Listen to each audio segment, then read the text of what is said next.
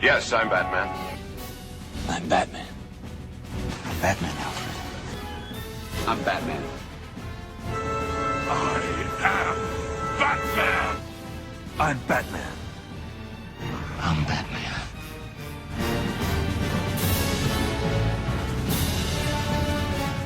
Greetings, Bat Family. Welcome back to Holy BatCast, brought to you by Real Fans for Real Movies. Make sure you visit our website, holybatcast.com. It's your one-stop shop for all things Holy BatCast. You can also find us all over social media on Facebook, Twitter, Instagram, and YouTube. Just search for Holy BatCast. And if you love the show, you want to help support the show, you can do that on Patreon. You can go to patreon.com/holybatcast. And I've got to give a huge thank you to two of our new patrons. First one, it just says Terrafor. So Terrafor is just like a one-word name, like Madonna. So Terrafor, I don't know what your real name is, but that is your real name. It's a cool as hell name. You sound like you should be ruling over some kingdom overseas. Thank you so much for doing this. It does mean the world to us, and so huge thank you. I've also got to give another thank you to Andrew Scotch. So Andrew, great name as well. Andrew, thank you as well for becoming part of the greater Bat family. So Andrew and Terrafor, we do appreciate it, just like we appreciate every single one of our patrons. You guys make it so much easier to keep doing this, and so as always, our big hugs wherever you might be. Thank you for doing that, and thanks for being a part of our family. Again, you can check all that stuff out, or you can go to patreon.com/holybatcast. We are part of the Real Fans Podcast Network, so if you are looking for other shows to check out, you can check those out at rf4rm.com. As always, I'm your host, Andy DiGenova. You can find me on Twitter or on Instagram. It's just my name, Andy DiGenova. Now, this time, we are going to be diving into the latest DC animated film, which is Justice League Dark Apokolips War. So we're going to be getting into that, and joining me, I have my two Bat brothers. First of all, out there in Indiana, he is our Etrigan, the demon. It's Jamie Drewley. Hey, Jamie. Now you're just trying to butter me up by telling me things I like to hear, so thank you for that. You know. Of course. Glad to have you back. It's good to be back. Getting back into the swing of things. It's good. We're all happy to have you back. And then also joining us, he is our Damian Wayne. It's Brendan Lowe. Oh, come on. Captain Boomerang is right there. Yeah, but like you're really little and kind of a shithead. I mean, that's not true, but still. Okay, back it up. And he's our Captain Boomerang. Yeah. Out there in the outback, throwing boomerangs, drinking beers, doing what they do. Hey, Brendan. What's up, F Knuckles? Raping kangaroos, whatever. How are we? Oh, we're good. Nice to have the three of us back. The DC Trinity is us. Yeah. All right, cool. And I'm going to make myself John Constantine because this is his movie, y'all. Yeah, we'll get into that. Okay, we will. But no, it's good to have you guys back. It's good to talk about this. And yeah, so this is kind of a weird one. And we were talking about it before we started recording in that we don't usually jump on these animated movies right away because, number one, it takes us time to watch them. And Jamie and I, we usually... Now that we have DC Universe, we've been waiting for them to hit DC Universe because we're paying for the subscription, so we might as well. And most people don't watch these right away. They kind of get to them when they have a chance, and I know that many of the listeners also wait for DC Universe, at least those of them who are in the States. But this one, because it is the end of the DC animated continuity, I started to see quite a bit of buzz about it in the week leading up to its release. And then the day it was released, I saw lots of conversation around it on Twitter and on social media. And I was like, oh crap, people aren't waiting on this one. People are watching it to the point where we started seeing spoiler warnings like the first day. And so I messaged you guys and I'm like, hey, I know we usually wait, but like, should we jump on this one early? Because it seems like this is something that people are talking about now. And Jamie even said like, well, can't we just wait for DC Universe? And I was like, well, we can, and that's fine if we want to do that, but just know that, like, I think I'm just going to buy it because apparently there are things that can be spoiled. And I think what was like an hour later, Jamie, you went on Twitter and you were like, yep, already saw some spoiler warnings. Let's do it. Something like that. Yeah, So, it was like every third post in my Twitter feed that day was, I'm not going to spoil it for anybody, but I'm like, okay, somebody is eventually going to cap this off with something other than a but. So I signed off of Twitter as soon as I saw about 4 of those in a row. I was like, nope, I'm out. And then I jumped back on Messenger. I'm like, yep, you're right. Let's do this and get it out of the way. yeah. And yeah, I mean, hey. And then apparently, like right after you saw the movie, somebody posted the ending of the movie. Yep. Like a clip from it or something. Oh, they posted the entire video, like probably a 1.5-minute video of the ending of the movie. Jesus. So yeah, I literally finished the movie. Fortunately, I did go in unspoiled, and when I say I went in unspoiled, I truly went in unspoiled. I didn't even watch a trailer or any footage. So all I saw was the artwork, and the artwork is of like John Constantine and Superman. Same. Yep. And so I didn't see a second of footage from this movie. So I went in completely fresh. Is it safe to say that we went into this one dark? Get ready, ladies and gentlemen. I'll Welcome to allow the it. show. No, that was better. Give Jamie credit. Yeah, that's true. See, I can't believe you guys didn't watch the trailer, because, I mean, I know there was a little bit of buzz around the trailer.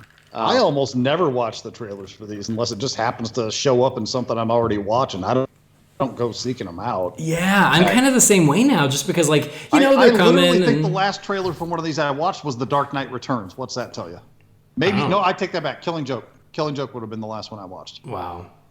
No, I mean, same. Like, we know they're coming. It's not like the trailer is not going to determine whether or not I watch or buy it, because I watch them all. And again, now I have been buying them less because they've been showing up on DC Universe, but I also am not opposed to buying them because I'm like, well, I want to support them so they keep getting made, so I don't mind throwing some money at them. But yeah, like, the trailer really doesn't matter as much unless it's something that I'm like super highly anticipating, like you said, Jamie, like when Dark Knight Returns or Killing Joke or Hush even, I was like, oh, like that I'll watch the trailer for because it's very Batman-centric. But this one, yeah, I just sort of missed it because, I don't know if you noticed, the world has gone crazy and it hasn't been top of mind, if you can imagine. It should have been, because we are living through our own Apokolips War. I'm pretty sure the last one of these I bought prior to this one was Reign of the Superman. Or no, Death of Superman, because I didn't buy Reign of Superman. Yeah, because I even bought Bloodlines, even though I knew it was coming to DC Universe, but I got a good deal on it, and I was like, what the hell, Because I will say I've noticed that on DC Universe, like, again, I've said it before, movies will appear and then disappear, so they're not always there when you want to watch them. So, like, yeah, like, usually I will buy them, not 100% of the time, but usually.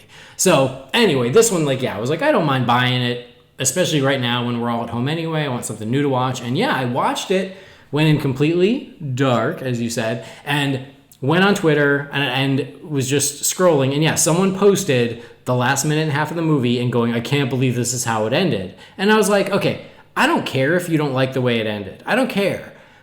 Don't be a dick and post the video. Like, I'm sorry. That's just really shitty. So I was very frustrated with that. Given it had only been out maybe a day at that stage. Yeah, literally a day. I think I bought this on Tuesday, which was the release day. I watched it on Tuesday. You know what's even worse than that? And I'm glad I don't watch the show and don't care about the show and I'm not a fan of the show, but because I would have snapped and killed somebody for all the stuff I've seen for it by now. But Clone Wars. My God, I swear to you, spoilers for Clone Wars are floating around the day before the episode airs. Yeah. So it is funny, though, because I've never seen anyone even care about spoilers of these animated movies until this one. Well, I mean, so many of them are adapted off of stories that we all know anyway. So, yeah, that's true. That's kind of what put this one in a unique circumstance, in that it wasn't based on any particular story coming in. So. Right. Yeah. No, it's that's not even true. like they're taking creative license with one thing or another. It's just full-blown original ending to other stuff that led into it. Mm-hmm. Well, yeah, I mean, they obviously changed big things about, like, Gotham by Gaslight and Hush. None of that got spoiled for me, and I watched those not immediately. So, but it's just funny that this one, spoilers became an issue. So when we do talk about it, I want us to be really, really, really careful with our spoiler-free part. And then don't assume we're over the wall until I say the words, we're over the wall. Okay, deal? Yep. Because a couple nice listeners were like, hey, thanks for the heads up, and I always appreciate that you guys, always make sure you give a spoiler warning, and we try, nobody's perfect. I'm sure we've said some things here and there, but does this mean I have to wait till we're over the wall to talk about the Zack Snyder voice cameo? Yes, it does. Okay. Why would you even do that? So anyway. All that to say is, this one we're jumping on right away. It just came out this week, but hey, it is the end of an era for DC animation, and so I think it makes sense to mark the occasion by jumping on and talking about Justice League Dark Apokolips War. So let's do that. Let's get the party started. Without further ado, it is time to check out the finale, the grand finale of the DC animated. I guess we'd call it the New 52 animated universe. I guess. Might as well, yeah. Seems fair. Let's check it out. Justice League Dark Apokolips War.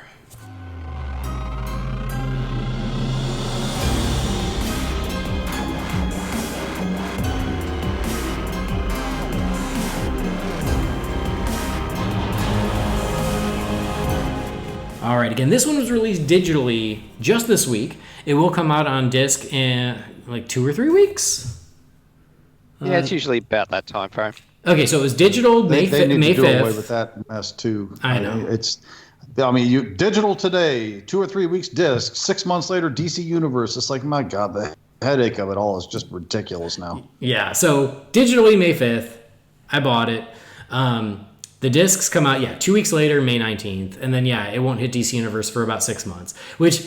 We talked about this a little bit, Jamie. It's a bummer because originally these were hitting DC Universe with the disc, which was so great for us. And I think that WB saw a huge decline in sales because they're like, all of our most hardcore fans are just getting it on DC Universe, and so nobody's buying them. And so that's when they changed the policy, which I don't blame them. I get it.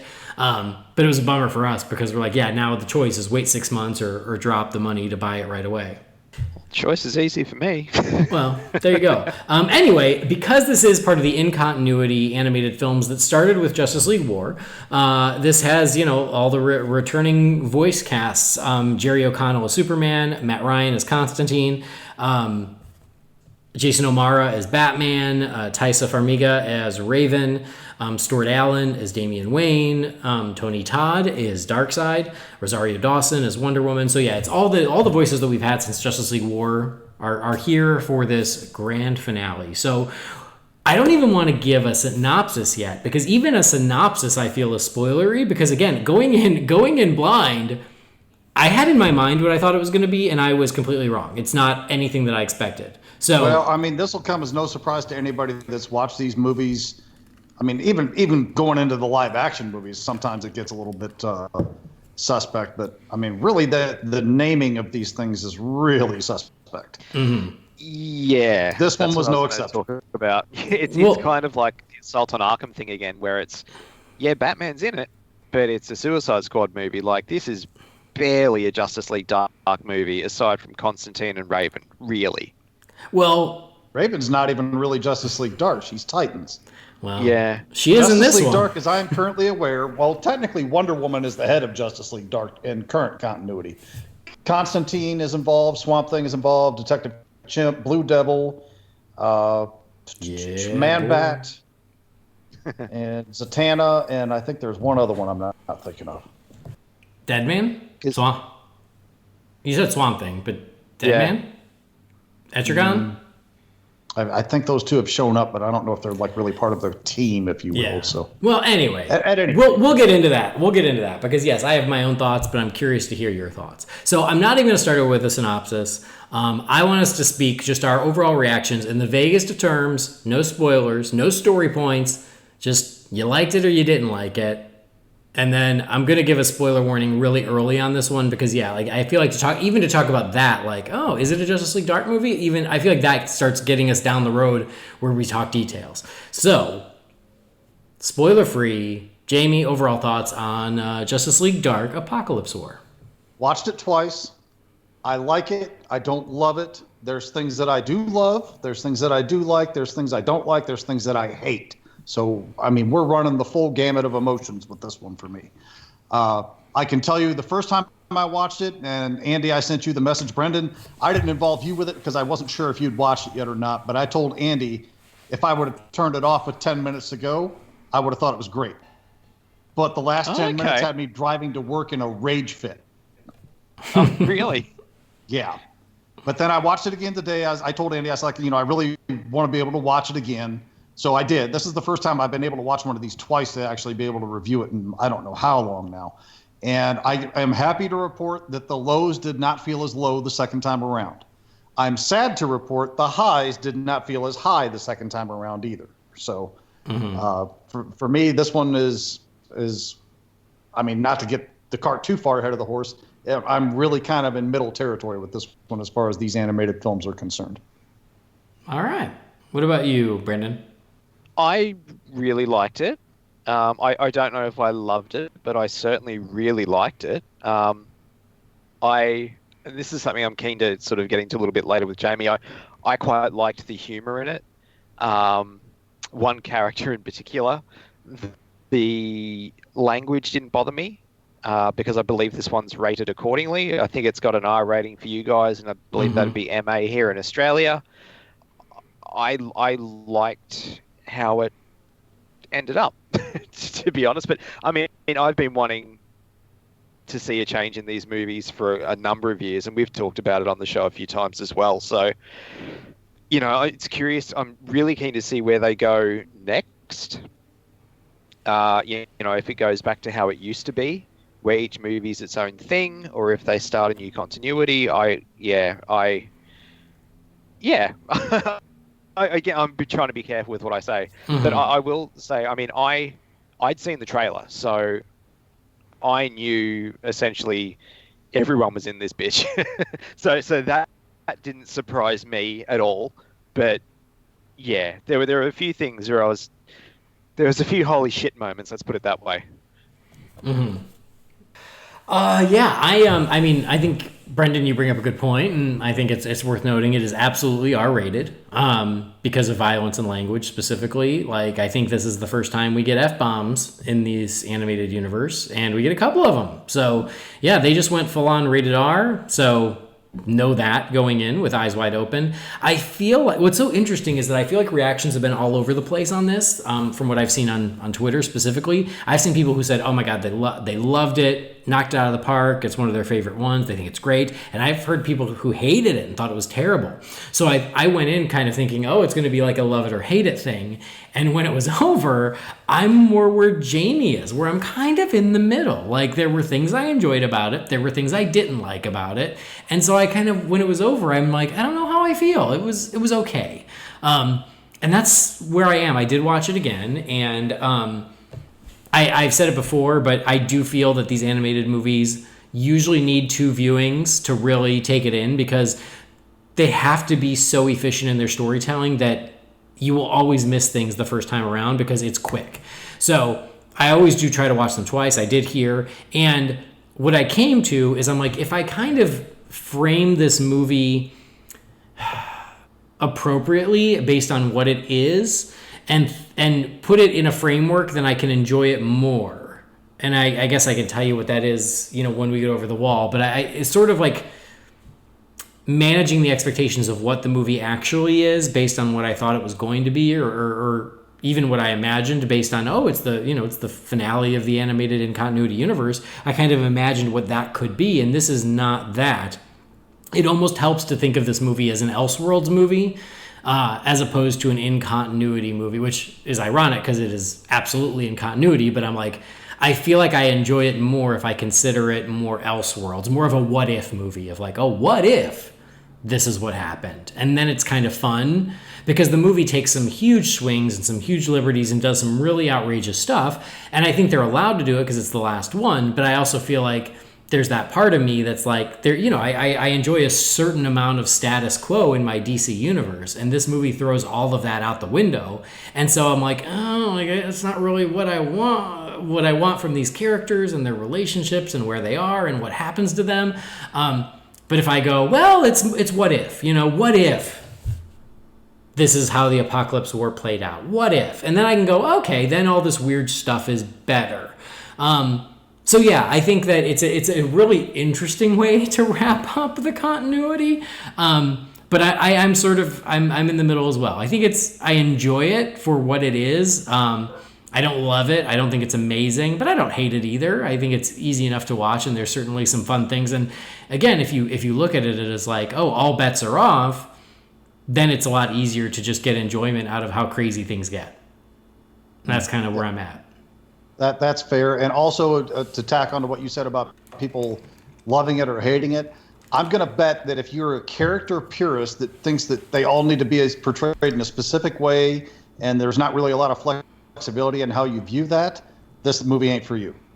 If you're one of those people that's open-minded and likes a little bit of flexibility and differentiation in that sort of thing, probably going to appreciate it a lot more. Yeah. Well, and I think that's exactly it. Like I have no problem with new takes on characters or making big changes to them as long as it's like it's not going to last. I don't mind an Elseworlds thing if I just accept it's Elseworlds. So again, that's what helps me with this because a lot of the characters get pushed into very new territory.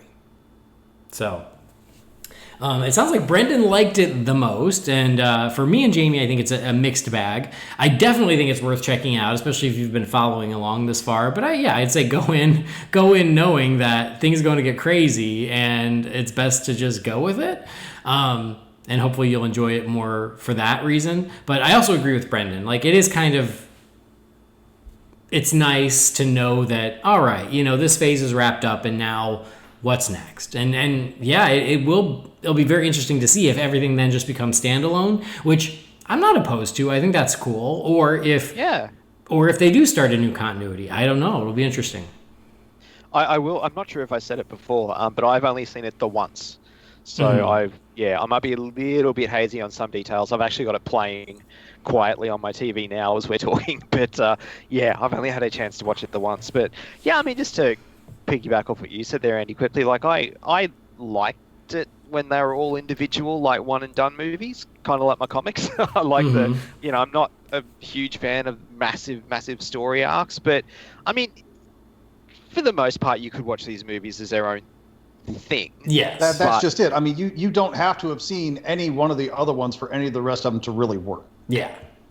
Other than maybe a little bit of character development sort of thing, it's not exactly not anything that requires you to, like, if you haven't seen Justice League War, Throne of Atlantis, Batman versus Robin, Justice League versus Teen Titans, if you haven't seen any of those, there's very little that you've missed coming into this one. I mean, you can literally watch this one and have none of those others under your belt, and you'll still be okay. Mm-hmm. Yeah.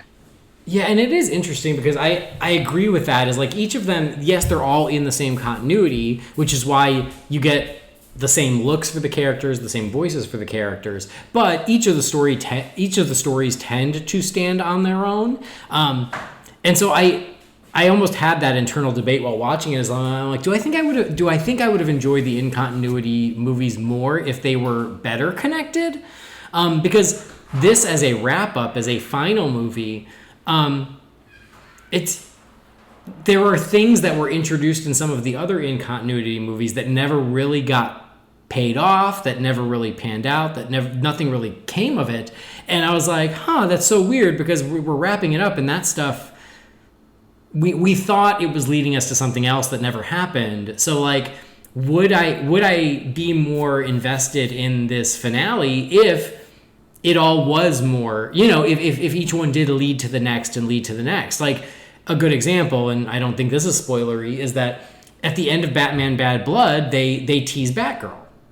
And I really like Batman Bad Blood, FYI. I think it's a really good movie. But at the end, like, the little cliffhanger is, and now here's Batgirl. And then nothing ever came of it. We never got to know her. She never was in a movie. That was just it. And it was like, why didn't anything come of that? Like, so, and they're almost all the in-continuity movies had something like that, where it looked like they were setting us up for some continuation of the story that never really came to be. Even Justice League Dark, like, ended where you go, now I can see another adventure with this team. And when this one was announced, Justice League Dark Apokolips War, I was like, cool, like, we're going to get the sequel to Justice League Dark. And is it? I guess I get, but not really, you know. So like I'm like, well, I don't know. I just wonder if more cohesion between the movies would have made for a stronger in continuity experience. It wouldn't have hurt. Because some of them I couldn't even remember if they too? were in continuity. Like Bad Blood. I'm like, oh yeah, I guess Bad Blood's in continuity, but like, it doesn't matter. They're all inconsequential to each other, more or less. Yeah. Other than, a beat here or there that you might pick up. Like, I mean, you told me not to say anything about this one, so I won't. But there's a direct correlation between Justice League versus Teen Titans that goes into this. Mm-hmm. Right. So, yes. True. True. But again, if you have any familiarity with the DC characters or the DC universe at all coming into this, which most of the people that buy these animated movies are familiar with them, you need none of them. Rest of them. You know what I'm saying? Yeah. It's a loose continuity at best. Sure. So yeah, it was interesting. I mean, and yeah, there were certainly callbacks here to a couple of the other movies, which I think helps. I mean, I did watch every single one of these in the last 2 days before recording. You guys did too, right? I told you guys you should. Yeah, right. No? Oh, you guys are slackers. I knocked him out last night. Slackers. Yeah. No, I did not. But like, I do think that would be fun because yeah, I mean, usually I watch them when they're released and I don't go back and rewatch them, to see the connections. So I know that there are connections that I'm missing. But yeah, I mean, who's got time? So since watching this, I actually had the same sort of thought. I was like, actually, I should probably go back and watch these in order one day. Yeah, right. Just for the hell of it, yeah. Yeah, for sure. So anyway, there you have it. Check it out. As far as the thing that I brought up earlier about the naming thing, I just want to say when this was announced and it was, the conclusion to this continuity and it was a Justice League Dark title, I was like, what an obscure choice to A, go out with a Justice League Dark title, and B, have the Justice League Dark fighting Darkseid and the Apokolips minions. It just that never registered with me. And then you watch the movie and you're like, I get it now. It's I mean, yeah. This is not a spoiler. The name is fairly deceptive. Mm-hmm. No, I think so too, and I do want to get into it. But what's funny is when they announced this, I didn't even realize it was the finale. I just went, oh, okay, it's another Justice League Dark movie, and it wasn't until we got closer to release that it was clear that, oh, this is the wrap-up. And then I thought what you did, which is, why Justice League Dark as your final one? And then you're right, we see the movie, and I go, oh, okay, I get it now.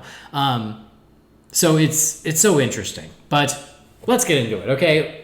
Check it out. It's out there. It's available digitally. It'll be available on disc within, less than 2 weeks now. But we are going to get into spoilers. And so if you haven't seen it, yeah, there's a lot to spoil here. Hopefully you haven't been spoiled online. But fair warning, we are going to now get into it, spoilers and all.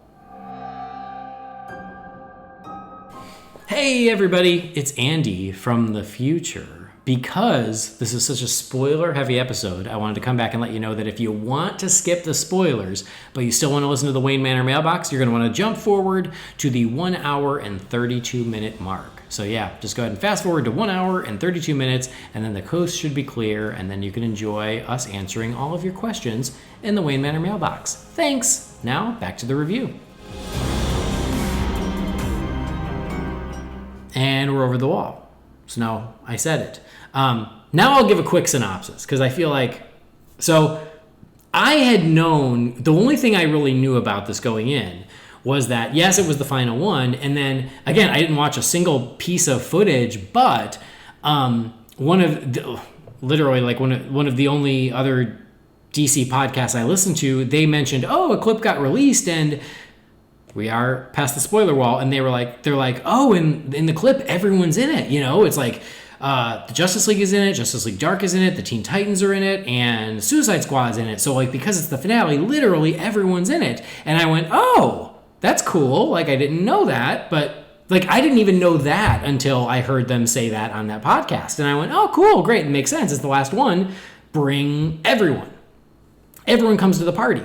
So I went in and I start the movie, and the movie is literally like kicks off with the Justice League on the Watchtower, and they're like, and Superman calls them all in for a briefing, and yeah, it's Justice League plus members of Justice League Dark, and then the Teen Titans are like they're having a Zoom call in because they're self-quarantined right now. And so Superman is like, listen, Darkseid has been after us for a while. In fact, the first invasion was what brought us all together in the first place, which is a direct nod to Justice League War, which I think is actually really cool. And he goes, then he sent Doomsday and he almost killed me. And we know that, he has destroyed other planets. He's coming after us. And so we've got to strike first. So like, he's gotten literally like every superhero in the DC universe together to go, hey, we're going to Apokolips and we are going to stop Darkseid before he invades us and destroys our planet. And I went, oh, cool. Yeah, this is what I expected. Got it. Yeah.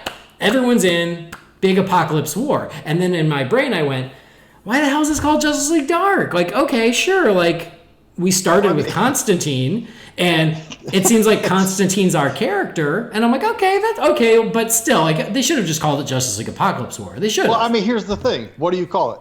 Justice League Titans Suicide Squad, Justice League Dark Apokolips War? Wait. So that was my brain in the first 2 minutes of the thing. I went, oh, you should have just called it Justice League Apokolips War, because obviously it's everyone versus Apokolips. Oh, okay, yeah. Like, why would you call it Justice League Dark? And then we get the title, and we jump forward 2 years, and now we're in a post-apocalyptic Earth where almost all of the superheroes have been killed by Darkseid as part of the Apokolips War, and only a few are left, including John Constantine, Etrigan the Demon, a very damaged Superman, and Raven. And all of a sudden I went, oh, that's why it's Justice League Dark, because if you had called this Justice League Apokolips War, it would be just as deceptive, because the whole Justice League is only there for the first 2 minutes. So I would almost prefer them call it like DC Universe Apokolips War. You know what? That's the exact title I had in my head. I get where Randy's coming from, but I don't know. I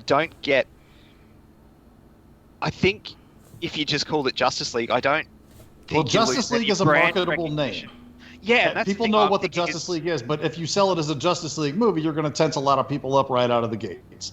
Yeah, because I don't think you get any more like brand recognition calling it Justice League Dark. I don't know, but honestly, when I was thinking about it this morning, that's exactly what I thought, Jamie, was it's like it almost should have been called like, DC Universe Apokolips War or something like that, because it walks the line between a Justice League movie and a Justice League Dark movie, because everyone is in it. Yeah, but only for the first 2 minutes. And then if you think about the rest of the movie, it's Constantine, Etrigan, Superman, Raven, Damian, who essentially they essentially become your new Justice League Dark, is those characters. And then yes, of course they run into a million other people along the way, but like your core characters are those, and that is now essentially our Justice League Dark roster. So I feel like if they called it Justice League, it's misleading. If they call it Justice League Dark, it's like sort of. But yeah, I think the only other answer would to be call it DC Universe Apokolips War or something. But again, which wouldn't have registered with enough people, because the words Justice not everybody League knows what DC Universe is going to mean versus Justice League. Or sure, there's a reason Batman and Superman have their names in front of all these things more often than not, because they want to sell it off the name. So it's this is why I'm not like mad at it for this, but it was a damned if they do, damned if they don't no-win situation with this name. Yeah, I agree. Totally. Like, that's why you ended up years ago with the very awkward Justice League, the Flashpoint Paradox title. Yeah. Which is, such a mouthful, but they wanted Justice League in the name. So, like, same thing here. Like, I get why they did it, and I'm not mad at it either, because I don't think there was a great answer. Again, when it started, and I thought, I did not know that we were in a post-apocalyptic world where the survivors of the Apokolips War are mounting a resistance. I had no idea that's what this movie was. I thought the movie was what the first 2 minutes said it was going to be, which is, everyone's in, and now we're going to go take on Darkseid. I would have liked 90 minutes of that, but That ain't the movie they made. You could argue that this should have been 2 movies, that should have been the first movie, and then this is the second one. That's a good point, actually. I mean, not to get ahead of everything again, but there's a lot of really unceremonious things that happen in this as they flash back to the events of how they got to be where they are now. Sure. I don't know why I'm dancing around spoilers now that we're on the other side of the wall, but you follow what I'm saying. There is some bloody deaths in that scene. Yeah, they tear everyone apart in flashback and then in the present, like, and then as the movie goes on, like many characters die unceremonious deaths and just get torn to shreds. And I will say this, and I guess so. Real quick, again, synopsis for those who don't care about spoilers or whatever, but yeah, so it's 2 years after the Apokolips War. They lost. They were destroyed. Darkseid and Apokolips just destroyed the Justice League and every superhero on Earth. They killed most of them. They kept a few of them that they had use for, but for the most part, they decimated them. They took over Earth, and so, like, yeah, we jump forward 2 years, and it's post-apocalyptic Earth. And so we've got Superman, who has no powers because he's been injected with liquid kryptonite. Raven, and then they go and approach Constantine because they need his help to find Damian Wayne. Because Batman has been brainwashed by Darkseid, he's become Darkseid's emissary, and I can't remember which arc it was, but this is from the books. Is there was a moment in the comics where Batman gets on the chair and essentially becomes God Batman. The Mobius chair. Mobius chair. I think it was how Final Crisis wound up. That's what I was going to ask you guys, actually, particularly you, Jamie, being the more sort of avid comic reader out of the three of us. I remember when Rebirth happened that I was told before reading the first issue of Rebirth to read the last couple of issues of Justice League, which I did, and I had no idea what was going on, but I remember Batman was in, what did you call it, the Mobius chair or something? Mobius chair, yeah. Yes, I mean, when I saw him in that chair in this, I was like, oh, is that meant to be that? Like, I wasn't sure, because it was 4 years ago now since Rebirth happened, and those issues of Justice League made little to no sense to me. Yeah. And the thing about it is, I don't know exactly where that started. I know something to the effect of the revelation that Batman got that there are actually 3 Jokers came from that chair somehow, so I know Jeff Johns was tied to it, but I'm not sure it wasn't Grant Morrison that came up with the idea to begin with. So my continuity with this whole Batman and the God chair thing is not exactly clear. Yeah. Okay, that's all right then. So it feels like a Grant Morrison concept. It's very Morrison. Yeah. Yeah. So Batman's in the chair, and he, for all intents and purposes, is now serving Darkseid. And so, yeah, Superman and Raven's plan is we got to get Damian Wayne. If anyone can get through to Batman, it's Damian Wayne. And with Batman turned back on our side, we can take the Earth back and we can finally defeat Darkseid. So, can I just say how much I love the fact that even the great and mighty and evil Darkseid recognizes that Batman is the best strategist in the damn galaxy, so he has to keep him around to be his consultant. Yeah. Yeah. I love that. Yeah. I do truly love that. I love that. So yeah, it's essentially like this ragtag group of survivors trying to take back the Earth and defeat Darkseid once and for all. So and along the way they run into the Suicide Squad, and they manage to get the Suicide Squad to help them out. But yeah, they're mounting the defense or this plan to take out Darkseid at the source to get back to Apokolips, and that's the story. But again, going in, I had no idea that this was post-apocalyptic. And so, like, the Superman with the beard and the kryptonite and no powers and, like, in the cloak, I was like, whoa, like, I didn't see this coming. I had no idea this is what we were in for. And yeah, the many dead superheroes. And then, again, as the movie progresses, even more we lose along the way. That's all the stuff where I'm like, for me, it helps to go, oh, what if? What if we lost the Apokolips War and then this is what happened next? And so if I think of it as a what if story, I like it better. Because again, in continuity, I'm just like, oh man, like this is crazy. But I also knew, and Jamie, I feel like you wanted to get into this because we did chat a little bit offline, is that as soon as it said 2 years later, as soon as it said that, and I saw the post-apocalyptic Earth with parademons flying through the sky, I went, oh, they're going to reset all this. I'm like, there's no way they commit to this future. There's just no way. Somehow they're going to fix all of this. Like, and so because I knew that from that second, I went, oh, like, they can do whatever they want until the end because I know that they're not committing to this. There's no way. And I wish I would have been on board with that revelation that quickly because I did not. So eventually it just reached a point where they started walking back a lot of the stuff, and I was like, oh, come on, really? You showed this much testicular fortitude for 80 minutes, and now I have to watch you do this, this, and this? And I eventually just got to the point where I checked out. No, like See, I was fine because I knew it was the last one.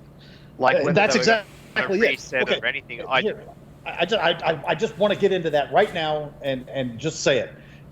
I don't know if there's ever been. There probably has. I mean, we're talking about 60, 70 years of history here. At some point, I'm sure somebody has written the, air quote, last Justice League story. Like, we know people have all had different takes on the last Batman story, the last Superman story, so on and so forth. So my take on this wasn't that there's no way they were going to stick to this. My take was they're going to have testicular fortitude going through this because somebody's going to tell the last Justice League story, and it's just going to be brutal as crap going all the way through it.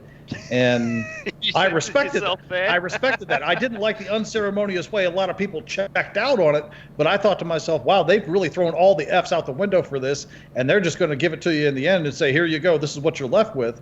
And I didn't love a lot of that. I mean, I love some of it, but I respected the fact that they took that much license to do it the way that they were doing it to that point.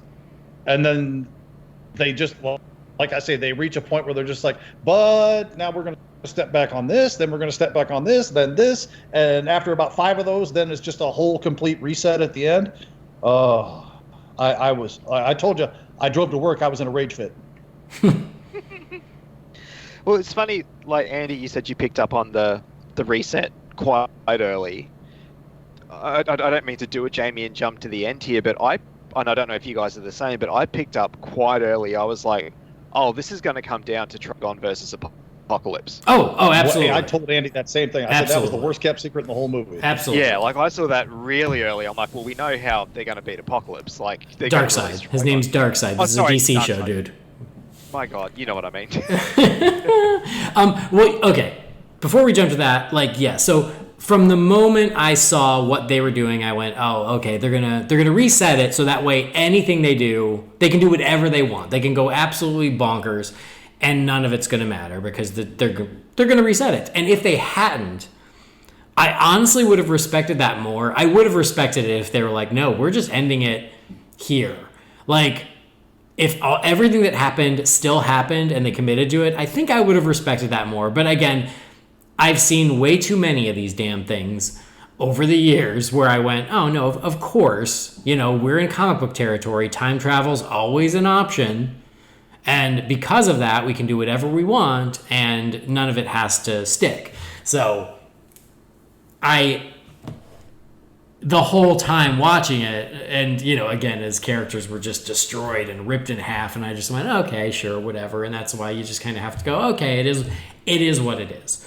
But it's sort of, forgive me, it's sort of their Over the Edge episode of Batman the Animated Series. I knew that was going to get brought up. I knew it was.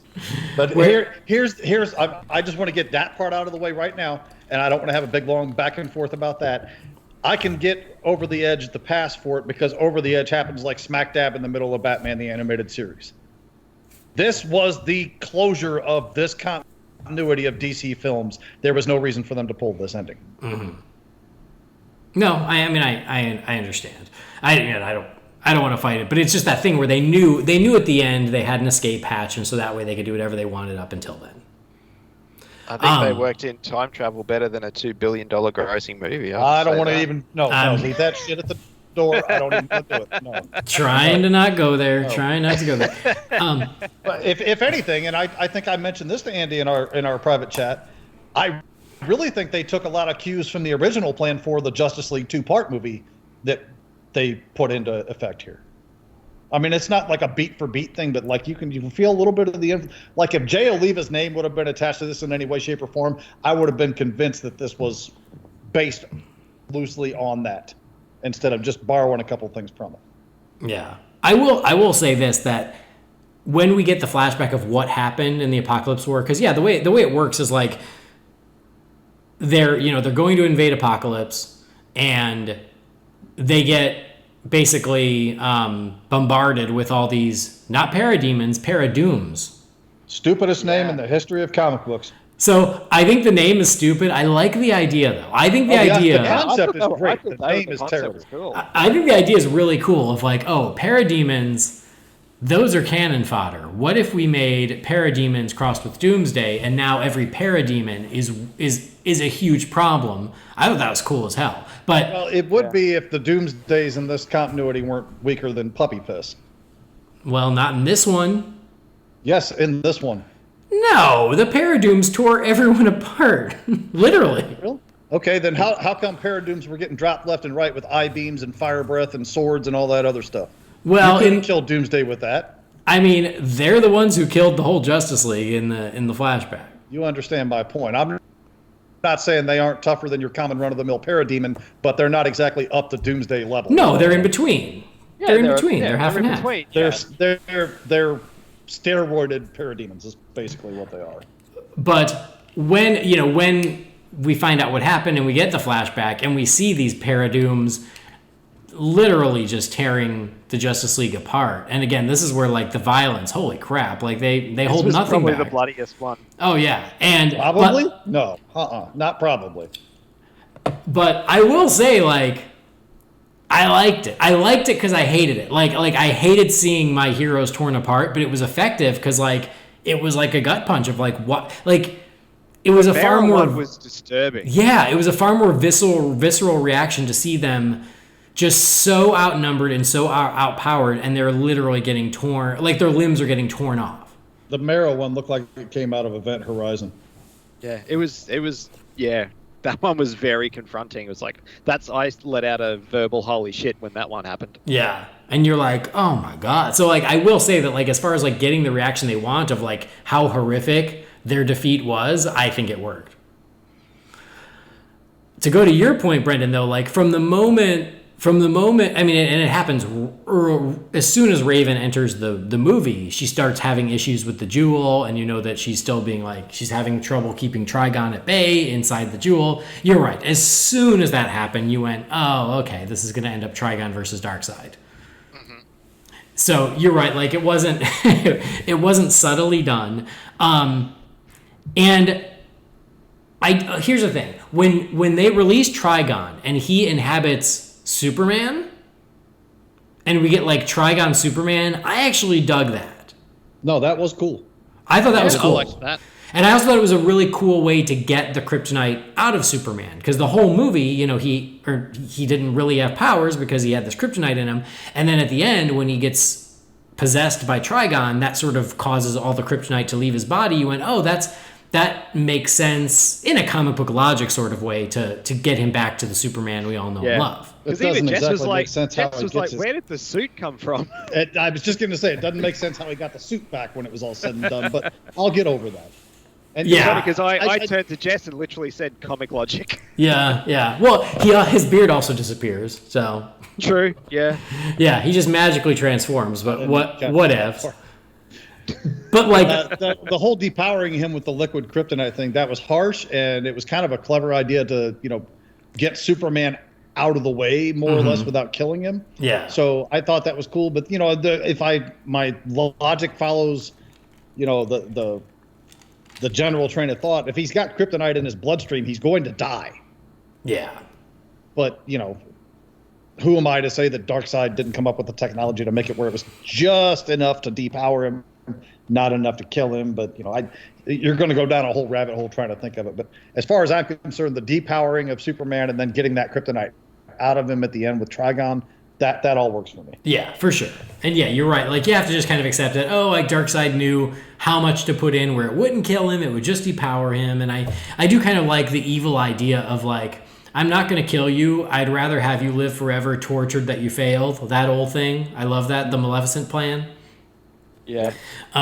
So I dig that. But anyway, so like that whole thing I thought was pretty cool. But then when they used Trigon again to distract Darkseid so they could escape, that was when I went, like, we just kind of did this. And then I also was like, why does Trigon give a shit about Darkseid? Like, why does Trigon want to fight Darkseid? He doesn't. Like, when he was inhabiting Superman, it made sense because that was sort of him being like Constantine basically said, I'll set you free if you do this for me. So he was sort of doing it for himself. But then once he's free and he just starts attacking Darkseid, they sort of imply it's like a pride thing because he goes, oh, we'll see who rules and who serves. But like, he doesn't have any beef with Darkseid. So it was just weird that it was like very convenient that like, oh, Trigon would want to fight Darkseid for them. Well, I like the concept that, the round 2 of that, I think it was the round 2 of that where he basically says, so you're one of these supposed new gods. Mm-hmm. Let's see how you fare. Well, I don't even remember what he said to him, but he addresses him as, the new god. So he's aware of who he is and what he's, possibly capable of. And, Trigon is not exactly a subtle kind of a guy. I mean, I would think he would be one that would want to fight for dominance over somebody, especially one who claims to be the evil overlord of all he surveys, because that's really what Trigon aspires to be too, right?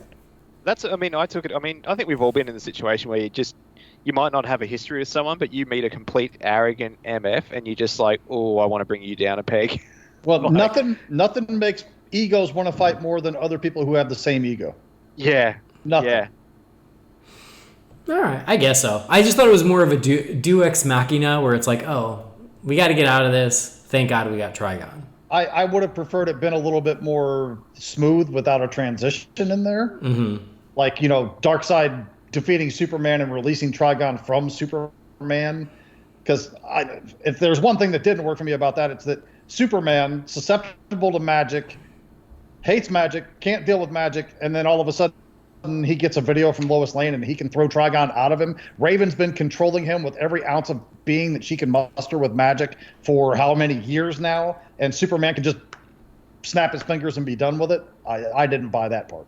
That part didn't feel good to me by that. But anyway, say, and I don't want to be the revisionist here, but if it would have been something to the effect of Darkseid topples the Trigon Superman and Trigon gets back out and they continue to fight while Trigon gets out of Superman, I think that works better. Mm-hmm. Yeah. But then you've got a dead or incapacitated Superman there, and you don't want your biggest gun out of the fight at the end of the movie, I suppose. Well, and I liked when Trigon left Superman and then he was trapped. And so then we got Superman versus Darkseid. Like, I liked that a lot too. And I was like, I think I would have just preferred it if Superman defeated Darkseid. He's Superman. This is the last movie. Let him defeat the bad guy and then let's get the hell out of here. I just didn't know why you needed to play the Trigon card twice in the same battle. You really didn't, but... So, yeah, I just thought it was a little clumsy. I did love that Lois Lane was sort of the head of the Resistance. And the fact that that's luscious Lois Lane to you, pal. Yeah, it's so badass. And then I love that Harley is like, maybe we'll help you, but let's see if you can fight me. Like, that's kind of awesome. Like Lois versus Harley, something I never saw coming, but I thought was kind of great. No, I'll just say it now. I was a huge fan of that scene because it introduced Captain Boomerang. The back and forth between Boomerang and Constantine was fantastic. Mate, I've definitely said it to Andy, and I'm pretty sure with Philip as well in private messages. I don't think I've spoken to you about it yet, but that is the most accurate portrayal of Captain Boomerang as an Aussie that I've seen in anything. The dialogue was pitch perfect. Like previously in these sort of things, even in like I think Suicide Squad, the movie, I can tell that it's Australian dialogue written by probably an American. It's not actually written by an Australian. This felt like it was written by an Aussie. I mean, it might have even been Liam McIntyre like they just let him go with it and they animated to what he said. I don't know, but it was perfect when he turned around and called King Shark an F knuckle. Jess and I absolutely lost it. I've heard you say that, so I was sure that was on the We notes. say it all the time, and then the whole, the Aussie and the Brit clashing, that pitch perfect, man. It is so good. Like whatever rating I give this movie, it's getting a plus on top of it purely because of Captain Boomerang. So good. Yeah. I loved the Brit versus Aussie thing, and I feel like I've heard just enough that I knew that was a thing, Yeah. I also love that like the Strikers Island had just been taken over by the Suicide Squad, and so they were all there. I thought that was actually really cool too. So here's the thing. I want to talk about King Shark for a second. First thing I will say, I think that's probably the best design I've ever seen for King Shark. Looked great. I think it's the coolest he's ever looked. I think the action with him was great. Yeah, and the action great. His last line in the movie was great. But the whole like King Shark is a shark. Utterly bullshit. There's no reason, no sense, no anything with that whatsoever. That's not a thing, right? Like I'm like it's nothing I've ever seen. Okay, because I was like I've never known him to only be able to say that sentence. Like, what is this? And so I was so confused the first time I watched it. The second time I knew it was coming, so I was like, fine, whatever. But the first time I was like, is this a King Shark thing that I somehow have missed in my 30 years of DC fandom? Like, how do I not know this? Or did they just make it up for the movie? But it seemed really silly and just a little too We Are Groot or I Am Groot, where I was just like, it didn't feel original or unique to King Shark. It felt stolen.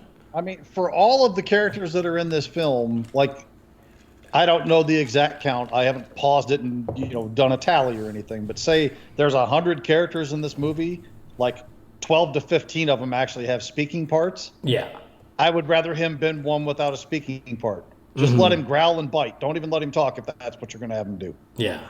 And it was funny too, after watching, Harley every week for how long, and having like a really well-spoken, eloquent, King Shark in that, to just sort of like the I Am Groot version of King Shark. But what did you guys think of the Constantine gag with King Shark? How he's like, oh, my ex is here. And then he's just talking about Harley. I mean, they really played up the whole bisexual. That made me laugh. It really did. And that's fine. I mean, representation's cool and all that other stuff. I mean, do what makes you happy as long as you ain't hurting nobody. But Constantine and King Shark, man, that's just obscure. I thought it was awesome and weird. It was funny. Yeah, and I can't quite picture it, but I've tried. Constantine's just down for anything. Yeah, I mean, I like that because like in these animated ones, I feel like they haven't talked about Constantine being bi, which he is. So I like that they acknowledge that, bi representation. Yeah, go Constantine. So I didn't see it with King Shark though. That was surprising, but I thought it was funny. I like that. And I quite liked it's a different take on the character, but I sort of liked what they did with Etrigan as well. Oh yeah, we'll get to that in a second. I want to back up on King Shark for just a second. Wasn't he voiced by Bender? Yes. Yeah. That's an utter waste.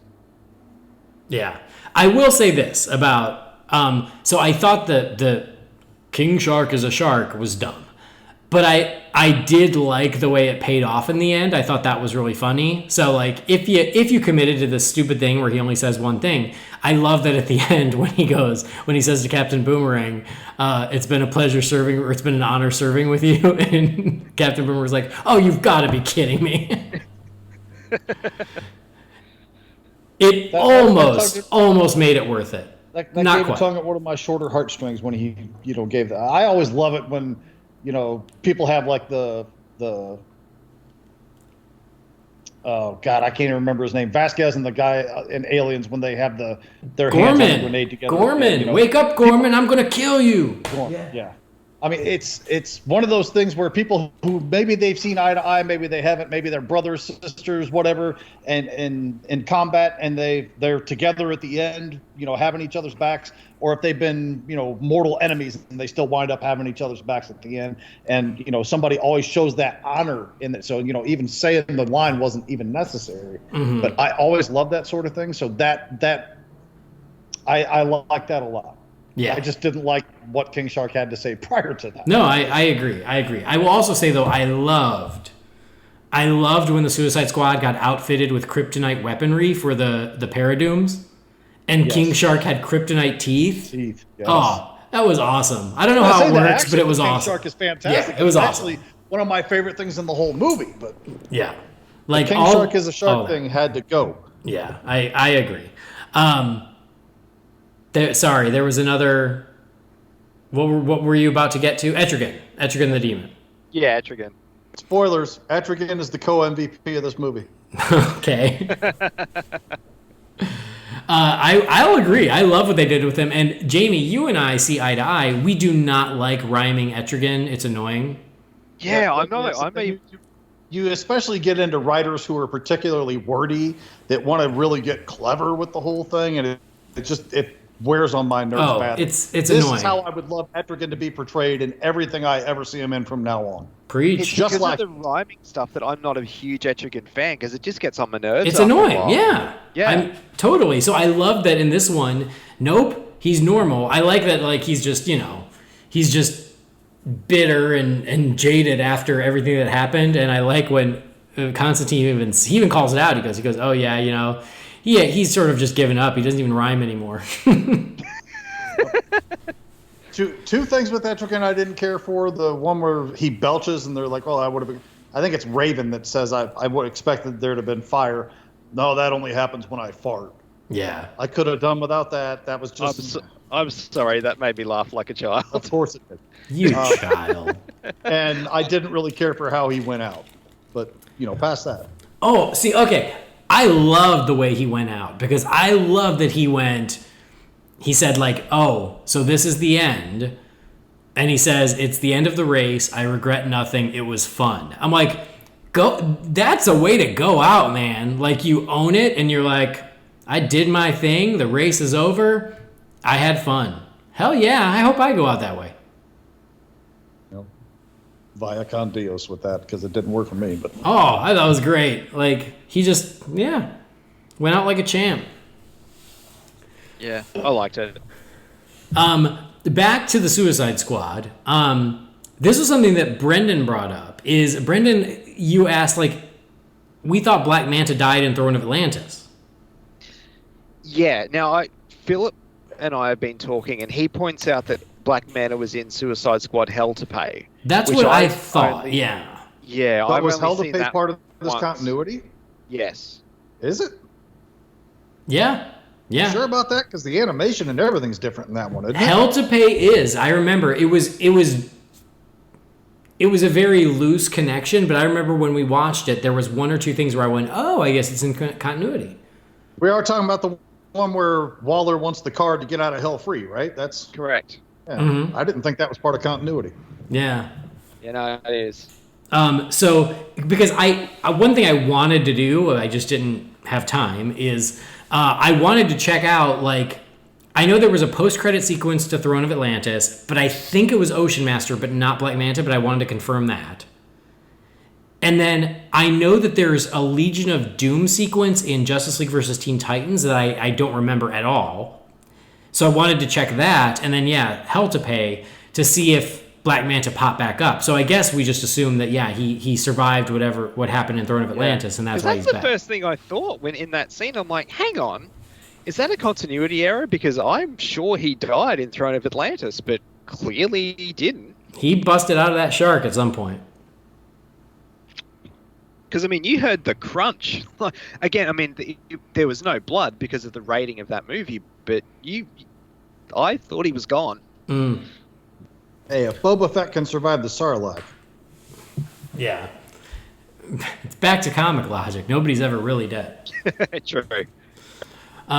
But yeah, so, and then to go back to, I guess, the death of Etrigan, another thing that I was interesting, and again, where I was like, oh, there's no way any of this sticks, is the fact that we got, like, a huge chunk of the Justice League, the cyborg versions of them as Darkseid's army. Like, I didn't see that coming They were the either. Furies. Oh, yeah. So it was Mera, Wonder Woman, Martian Manhunter, Hawkman, and Starfire. Yep. Yeah. So yeah, once I and again, I mean, I knew it from the beginning, but like I saw them and I was like, oh yeah, like they're just doing whatever they want. I did love how Constantine managed to turn Wonder Woman back with the lasso, and then she fought the rest of them off while everyone went in to try and stop Darkseid. I thought that was pretty cool. Yeah, That was cool. definitely. Oh man. One thing we didn't mention was how Darkseid was using the Mother Box technology in Cyborg. Mhm. Like, that's how he knew that they were coming and had the upper hand to defeat them originally when they went to Apokolips to take him down. That was Yeah. a pretty clever way to go about that, because obviously Darkseid would be much more familiar with Mother Box technology, and outside of Cyborg, nobody here really does. Mm-hmm. And Cyborg wouldn't be able to trace a bug inside of his own program, right? So I mean, that whole thing worked for me. That makes sense. Yeah, I mean, because he's got Apocalypse tech, it would make sense that Darkseid be able to use that whenever he wanted. And, Because me Cyborg being was the guy another that one loves electronic sound effect voices and stuff like that, Cyborg's voice when they found him at the end was fantastic. Yeah. Yeah, because I was going to say that was another one that Darkseid kept around. He kept Cyborg. Mm-hmm. Yep. And when he's sort of brainwashed, and Constantine's like, "Stop saying Darkseid."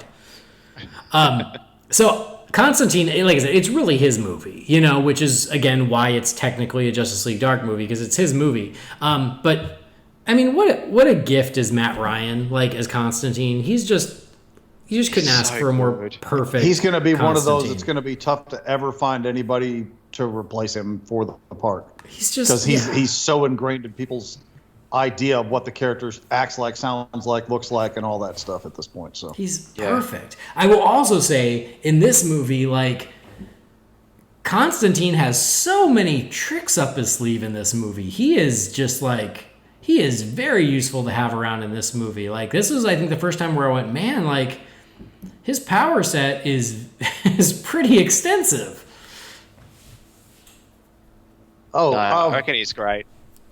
Yeah, he's definitely made for the part. I feel sorry for whoever has to follow up that act. That's all I can say. Yeah. I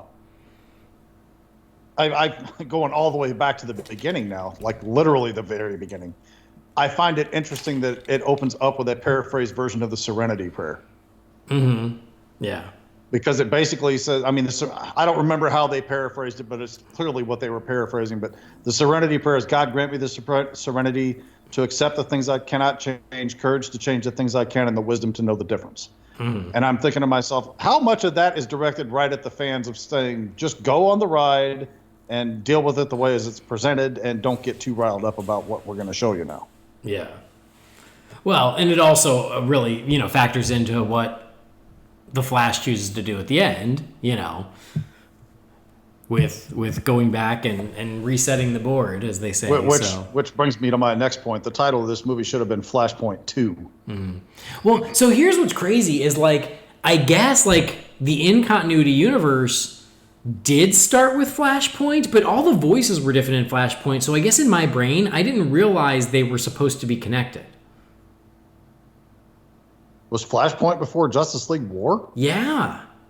Really? Yeah. Oh, I'm all messed up on my timeline now. Well, I mean, I don't blame you. It's a lot to keep track of. So, but yeah, like, so when they acknowledge Flashpoint, which of course they set it up because that's how it's got to end, I was like, oh, was Flashpoint part of this continuity? And then I looked it up and I was like, oh no, it's a different cast, but I guess technically it is, because they say, oh, this all started with Flashpoint. If he had not gone back to save his mother, Darkseid wouldn't be here. So maybe I'm stupid, but I didn't realize the Flashpoint paradox was supposed to be what kicked off the continuity.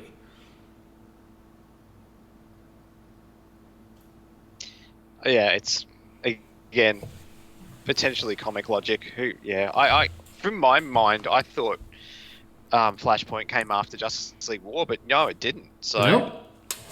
Other thing I want to talk about, because I know Jamie probably wants to talk about it too, is Justice League Dark. I am disappointed that Zatanna did not get to play a bigger role in this. Actually, she played a huge role in this. She just wasn't present for a lot of it. Yes, that's just it. Sure. She plays an important part, but she's dead for most of the movie. But I wish she had been more, I guess, part on the adventure with them. So you've got Zatanna again. You've got Constantine. You've got the Demon. I can't remember what happened to Deadman in the first. Did he survive the first Justice League Dark movie? Or did Deadman die? So how's he going to survive? But yeah, it's just weird that they sort of account for everyone. They even account for Orchid. She just gets a quick cameo, but they at least go, oh yeah, she's out there, and then we get a cameo from Swamp Thing. And it is a cameo. So I think I know what you're going to say, Jamie. Do I wish Swamp Thing had a bigger role? 100%. But if it's going to be a cameo, I actually loved the cameo. Well, I'm tired of these animators acting like Swamp Thing in an animated movie is a budget killer and they can't afford to have him around for more than a minute. That's just my frank feelings on the matter. But anyway, it was good to see him. It made sense and it worked in the context. But you mean to tell me the Green Brother couldn't help out toward the end of the movie a little bit too? Come on, man. Well, similar to Zatanna though, he played a big role. He just wasn't in it for very long. Mm-hmm. Yeah, I loved the idea of I thought it was actually a really nice touch where there's 3 of these machines. They're we're going to attack 2 of them to draw the Paradooms to Earth so that way we can go invade Apokolips. And he's like, well, I forget, I think it's Robin who says, oh, why can't we invade all 3? And Lois is like, we don't have enough people.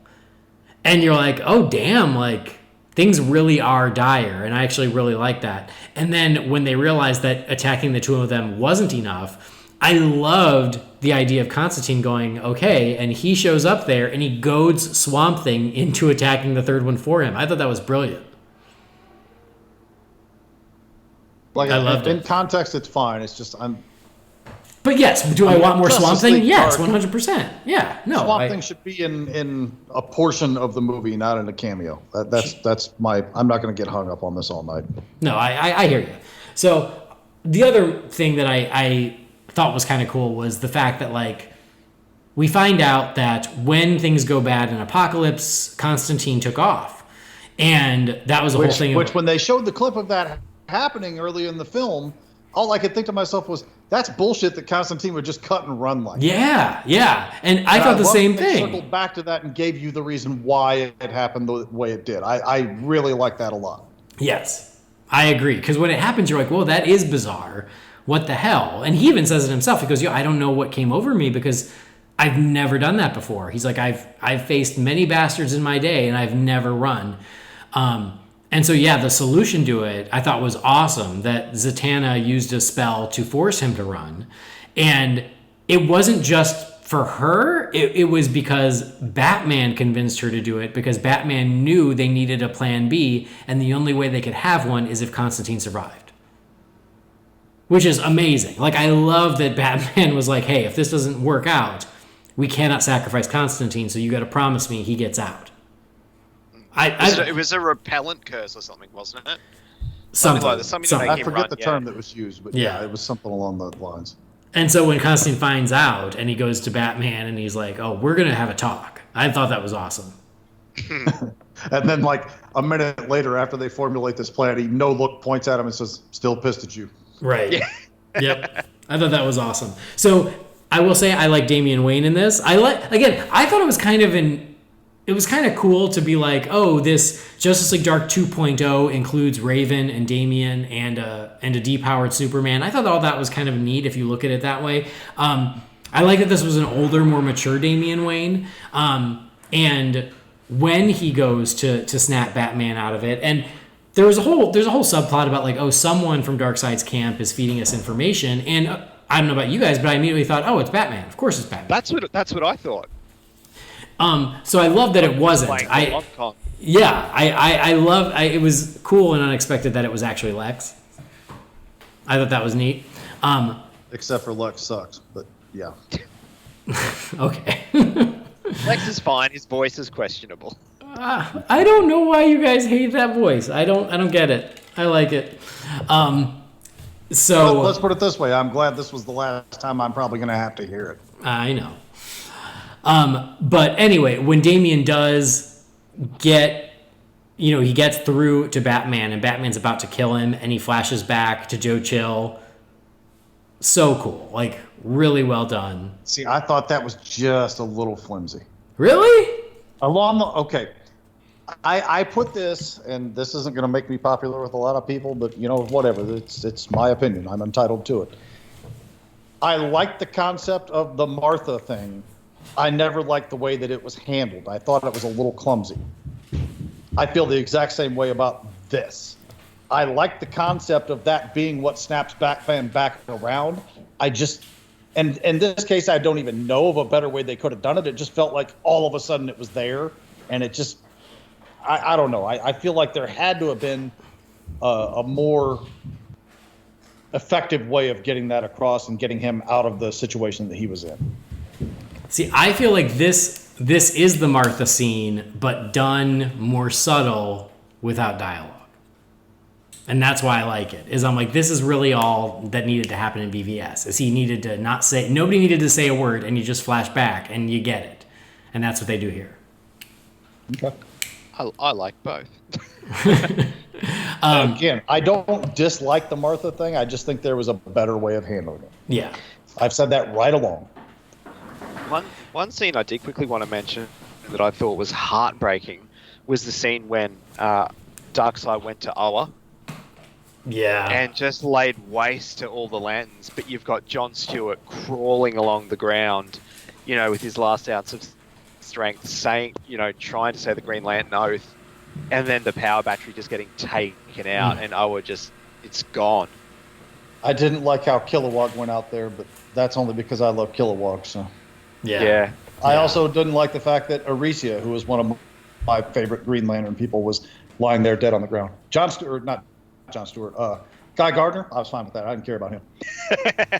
Redheaded bastard. But no, I just found that scene was like holy crap. Like, I thought John was going to do something. And then just be for nothing was just a gut punch. Right. Yeah. And then, because even he just gets out the oath when that explosion happens. And I thought the same thing. I almost held my breath being like, oh, did he get it in time? And when the smoke clears, he's going to have protected himself with a force field. And when the smoke clears, it's just his skeleton and the ring falls to the ground. You're like, oh, damn. Yeah. Really, really good sequence. I liked how John was fighting to the very last end. Yes. But anyway, to back up just a second with Damian, I said earlier that Etrigan was the co-MVP of this movie. The co is with Damian.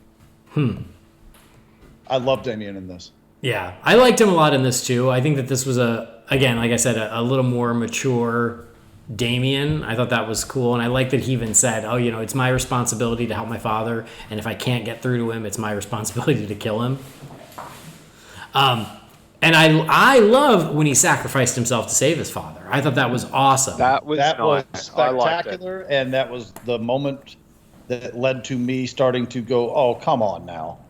But yes, I agree. I agree with what you're about to say. That undoing that, he has that little exchange with Batman there, and then dies in his arms, and Batman sheds the tear for it. You could not have asked for a better send-off there in that moment. Mm-hmm. And to undo that, not 3 minutes later, get the F out of my face. Yeah. Especially if you're going to reset it at the end anyway. Why resurrect Damian? Let his death stand. Let him go out a hero protecting his father. Like, why did you need Raven to resurrect him just so they can sit there together and then it get reset anyway? Yeah. And, same thing with Constantine. Constantine's been the ace up the sleeve through the whole thing, and then at the end, he just gets a quick neck snap and there he drops dead. I'm like, that shows a lot of balls. But then not 3 minutes later, he's back up and around again too. I did like the exchange with Zatanna when he was up there in heaven, but I mean, that still didn't quite sit right with me. Well, that one I was a little more okay with, just because it's his movie, and he's still got a role to play. Like, he still helps them get off of Apokolips, and then he's the one who tells Flash, you know what you have to do. So he still has things he has to do. Whereas Damian doesn't. Like, it was just to have, like, the little teen romance with Raven before everything gets reset. Right. And you hit the nail on the head. There's no reason in the world to have an end. I guess you could call it meaningful. I mean, to me, it was meaningful. Meaningful sacrifice or a meaningful death. And then just, have the reset button hit at the end anyway. That just, Yeah. I didn't like the fact that they reset those deaths so quickly anyhow, but like I say, that was where the movie took a nosedive for me, and it never recovered after that. Mm-hmm. I also want to address, because this is something real easy to get swept underneath the rug, because there aren't a great deal of fans of the character Shiva out there.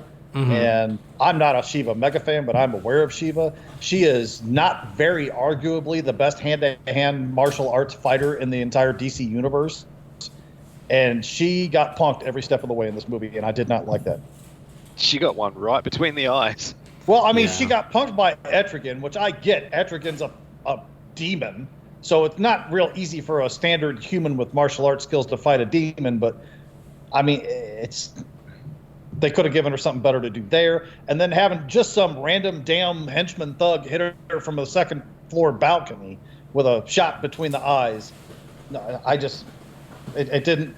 Why even have her there? Why even have the name Shiva attached to that instead of just having Damian have his own, like, Ubu or something? I didn't care for the way Shiva was handled at all.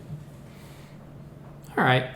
It was one of those moments, though, where when she got shot, I just kind of went, wait, what? No. And then I'm like, oh, I guess so. Never mind. Okay. Like, it was just one of those where I didn't believe it, and then I did. And then, it happens again throughout. Like, the Suicide Squad, like, when they're doing their thing, they all end up, living up to their name, as Harley says, but there's a moment where, like, Cheetah gets riddled with bullets, and I went, what? Oh, okay, all right, we're just gonna kill everybody.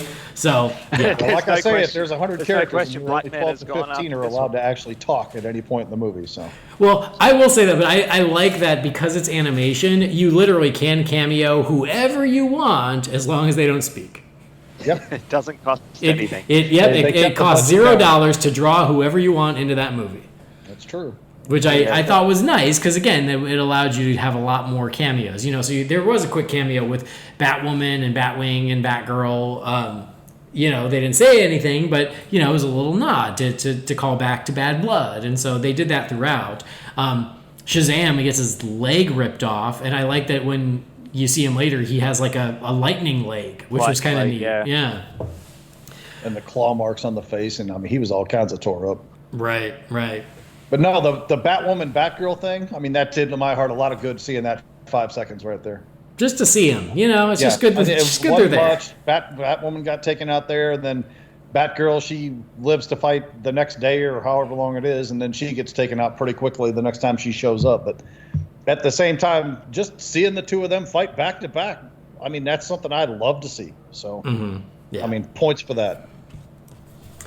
I was going to say, Constantine does have a great line when he comes back from heaven, where he says something like even as a corpse, I'm not allowed to get any rest.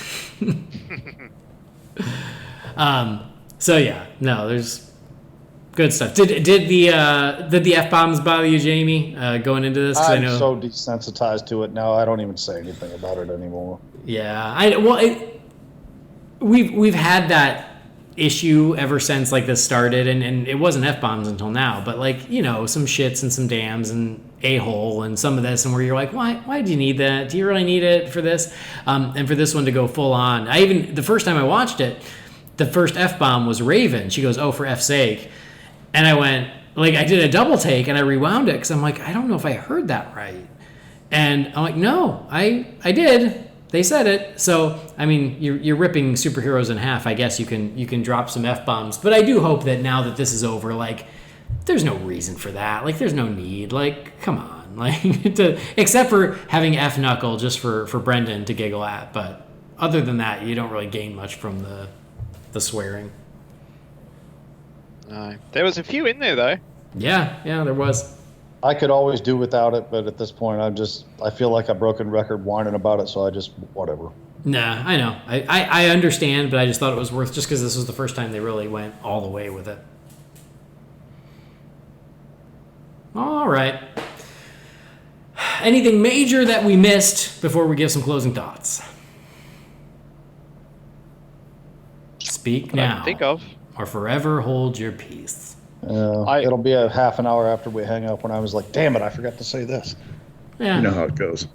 Always. I was sort of in that last scene, just before Flash does what he does, before the fade to white. Like, I was expecting someone to name drop the term rebirth.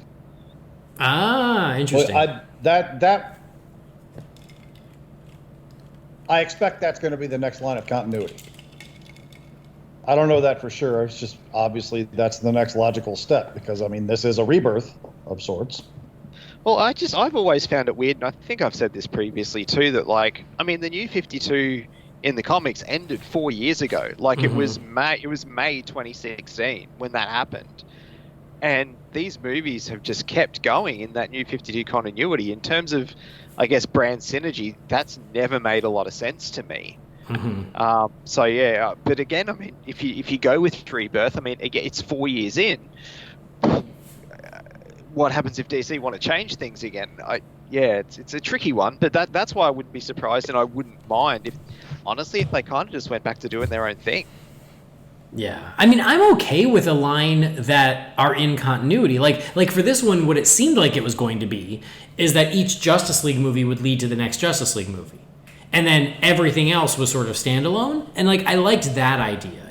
Justice League War leading into Justice League Throne of Atlantis. So I'd be okay with that. But, yeah, again, I don't know if you gained enough in keeping Bad Blood or the death of Superman in continuity. I don't know if you needed that. No. Or Hush. Yeah, exactly. Or Hush. So, anyway, we'll see. Well, let's give some closing thoughts and some letter grades for Justice League Dark Apokolips War. Jamie? I think there's a lot more to like than there's not, but there's still a handful of things that I don't care for. I think the ending nosedives a little bit. I think if they would have had the balls to stick with it and ride it through and then just reset continuity by resetting continuity instead of actually having to morph into another continuity, that makes more sense to me, and I would have appreciated that more. And that's not the way they wanted to do it, and to me, the movie suffers for it. I may be alone in that. I may not be. I don't know. I think overall it's a quality film. I think the animation is very good. I think the cast most is good. There's a few that I would probably change, but I thought that was fine. The brutality of this is pretty unrelenting. I've loosened up a lot on what I let my kids watch. I let my son watch this with me today when I rewatched it. Those of you with the younger viewers in the house, this probably ain't one you want them in the room for. It's hell no. F-bombs and language aside, it's very violent, very brutal, and it's really unflinching in a lot of those parts, to the point where grown men are sitting there going, ooh, yeah, in a cartoon where people are getting killed. So something to be said for that, I guess. I don't know. I don't want to get on a whole rambling thing. I think it's a good movie. I think it's shy of a great movie. For me, this one falls right at a B. All right. I will say that you're not alone in the wishing that they had committed to the things that happen in this. Because, we've talked about it in the past with other stories and things where if I know none of this is going to stick, none of it matters, I just lose a little bit of interest where I go, oh, you're doing whatever you can because you know that you've got a get out of jail free card at the end. So it's kind of fun to go, oh, how far can we push it? But if you know none of it matters, I don't know, it just loses something. So I do agree with you. I think that had they committed to the events of this movie, I think it would have stayed with me a little more, and I think it would have been a little more of a, oh my God, or holy crap, or whatever. But as it was, again, I saw it coming a million miles away. I went, oh, okay, I see what you're going to do. Then it just becomes more of a fun hypothetical than anything. Again, like an Elseworlds book where you go, oh yeah, what if this happened? It's kind of fun to see. If you're going to tell the last Justice League story, tell it, and then let the next thing come about on its own accord and don't make it a sequel to this. You know, it's not necessary. Yeah. So, all right, Brendan, what about you? I like I said at the start, I quite enjoyed it. I didn't see the problems with it that you guys did, but I don't know. Again, I've only seen it the once. So I might need to sit down and watch it again properly, and I might notice a few of those things. I probably will now that we've talked about it anyway, but I just took it as a good ending to the continuity that we've had. This is going to sound weird. I liked it because it was the ending, but it makes it sound like I haven't enjoyed the run of animated movies. I have. You guys know I've never really liked the character designs and stuff and a few of the costume choices in this series. So I'm glad to see the New 52 side of things come to an end. And I liked the story they told to get us there. So, yeah, and I mean, it's funny I say all that, and I definitely feel I liked it a little more than you guys, but I'm going to be giving it pretty much the exact same grade that Jamie did, which is a B. But like I said, I need to give whatever grade I give it a plus purely because of Captain Boomerang. So for me, it's a B+. All right. Yeah, I mean, I enjoyed watching it for what it is. I do, like I said, I think that I agree with Jamie in that, like, knowing that none of these big drastic events were going to amount to anything did take away from it, because I wasn't shocked. So a lot of these big swings are sort of only on the surface because none of it really matters. But I had fun watching it as an Elseworlds tale of, like, yeah, what happens to the DC universe when most of the heroes are dead and Superman has to mount one last attempt to defeat Darkseid. It's kind of fun in those terms. So I enjoyed it well enough. As a finale for this, run of movies, I think I would have liked something like the first 2 minutes promised more than what the rest of the movie was. I think I would have probably preferred that, of like the Justice League actually having just the war and winning it, and maybe something a little happier, but this was the route they went. They went post-apocalyptic, and so be it. So, yeah, it's okay. I liked it well enough. It's fine. But like you guys, I look forward to the future. This has been an interesting run, but I'm more excited about what they might do next. I'm actually just a tick below you guys. I'm at a B-. It's a good enough movie. Certainly not one of my favorites, but, interesting, and I give them points for creativity for doing something really different and really new, but because they did something really different, some of it I was into, some of it I was less so. I can tell you this, on any future viewing I have of this movie, I'm turning it off when Damian dies in Batman's arms and calling it a day. That's fair. So, yeah, we will see what happens next. But there you go, a B+, a B, and a B-. So we're all kind of in the same neighborhood. Just imagine, it's just a matter of how much we, those subtleties of how much we enjoyed it. So that is Justice League Dark Apokolips War. But we can't say goodbye until we check in with you guys. So let's do that. Let's crack open the Wayne Manor mailbox. It's time again for Wayne Manor mailbox. You've got mail. Darren, what is a letter for me? Maybe temporary. She wrote a letter. You're one hell of a messenger. This is all, Master Wayne. All right, first email here is from Elizabeth. It says, hey, Andy, Jamie, and Brendan, do you think the Riddler should have been the villain in Batman 89 instead of the Joker? Since Riddler was the first villain to appear in Batman 66 and the only one to appear in Super Friends other than Scarecrow. Would Batman 89 have been different if the Riddler was the villain? Thanks, Elizabeth. And what do you think, Jamie? What if the Riddler was the villain in Batman 89? I mean, a different movie, of course. I don't think I would have been opposed to it necessarily, but I imagine they probably had to consider the film something of a gamble back in 1988, 89 area. And if you're doing it that way, you got to take Andy's approach, treat it like you're never going to get another movie to do it, and pull out your biggest gun right then and there. And obviously Joker is the most iconic villain in Batman's Rogues Gallery, as impressive as the rest may be. He is the king of them all. So it made sense to me to have him there. Yeah. Brendan? Co-sign what Jamie just said. I mean, obviously it would have been a different movie because would have been a different villain. But yeah, I mean, if you particularly movies back then aren't what they are now, particularly comic book movies. Like, if you're going to make a Batman movie, that's not a sequel to something prior to the 90s, it's the Joker. Like, there's no, it's not even a question. Yeah, I agree. Like, I love the idea of like the symbolic of, Riddler was the first villain on the show. He could have been the first one in the movies. I think that's cool. But yeah, I mean, at that time, they didn't know if they would make sequels. At this point, it was one Batman movie. And I mean, Tim Burton has even said something along those lines as far as like killing the Joker. He's like, yeah, I was just making one movie. So like, yeah, if you're going to make one movie and it's going to be Batman, who's he going to fight? He's going to fight the Joker. I get that. And for your first big budget Batman movie, I think that was the right decision. Next message is from, our pal Eric Carter. It says, greetings, Bat fam. First, I hope all of your families and yourselves are safe and happy during this mess. Thanks for all the continued entertainment that you're providing during my workouts at home and at the firehouse and my commute. It's truly appreciated. Question regarding the Justice League film poster. I suppose it's technically the home release poster since it includes Superman, but what did you think of the blue and gray aesthetic to the Affleck costume on the image? I know Andy especially has been a proponent of seeing this color scheme in film. I just wonder why they decided to make it look this way for the image when it looks nothing like that in the film. Granted, all the colors are altered in this poster, but the Batsuit really stands out. Thoughts? Bucking the trend, I do not apologize for the long email.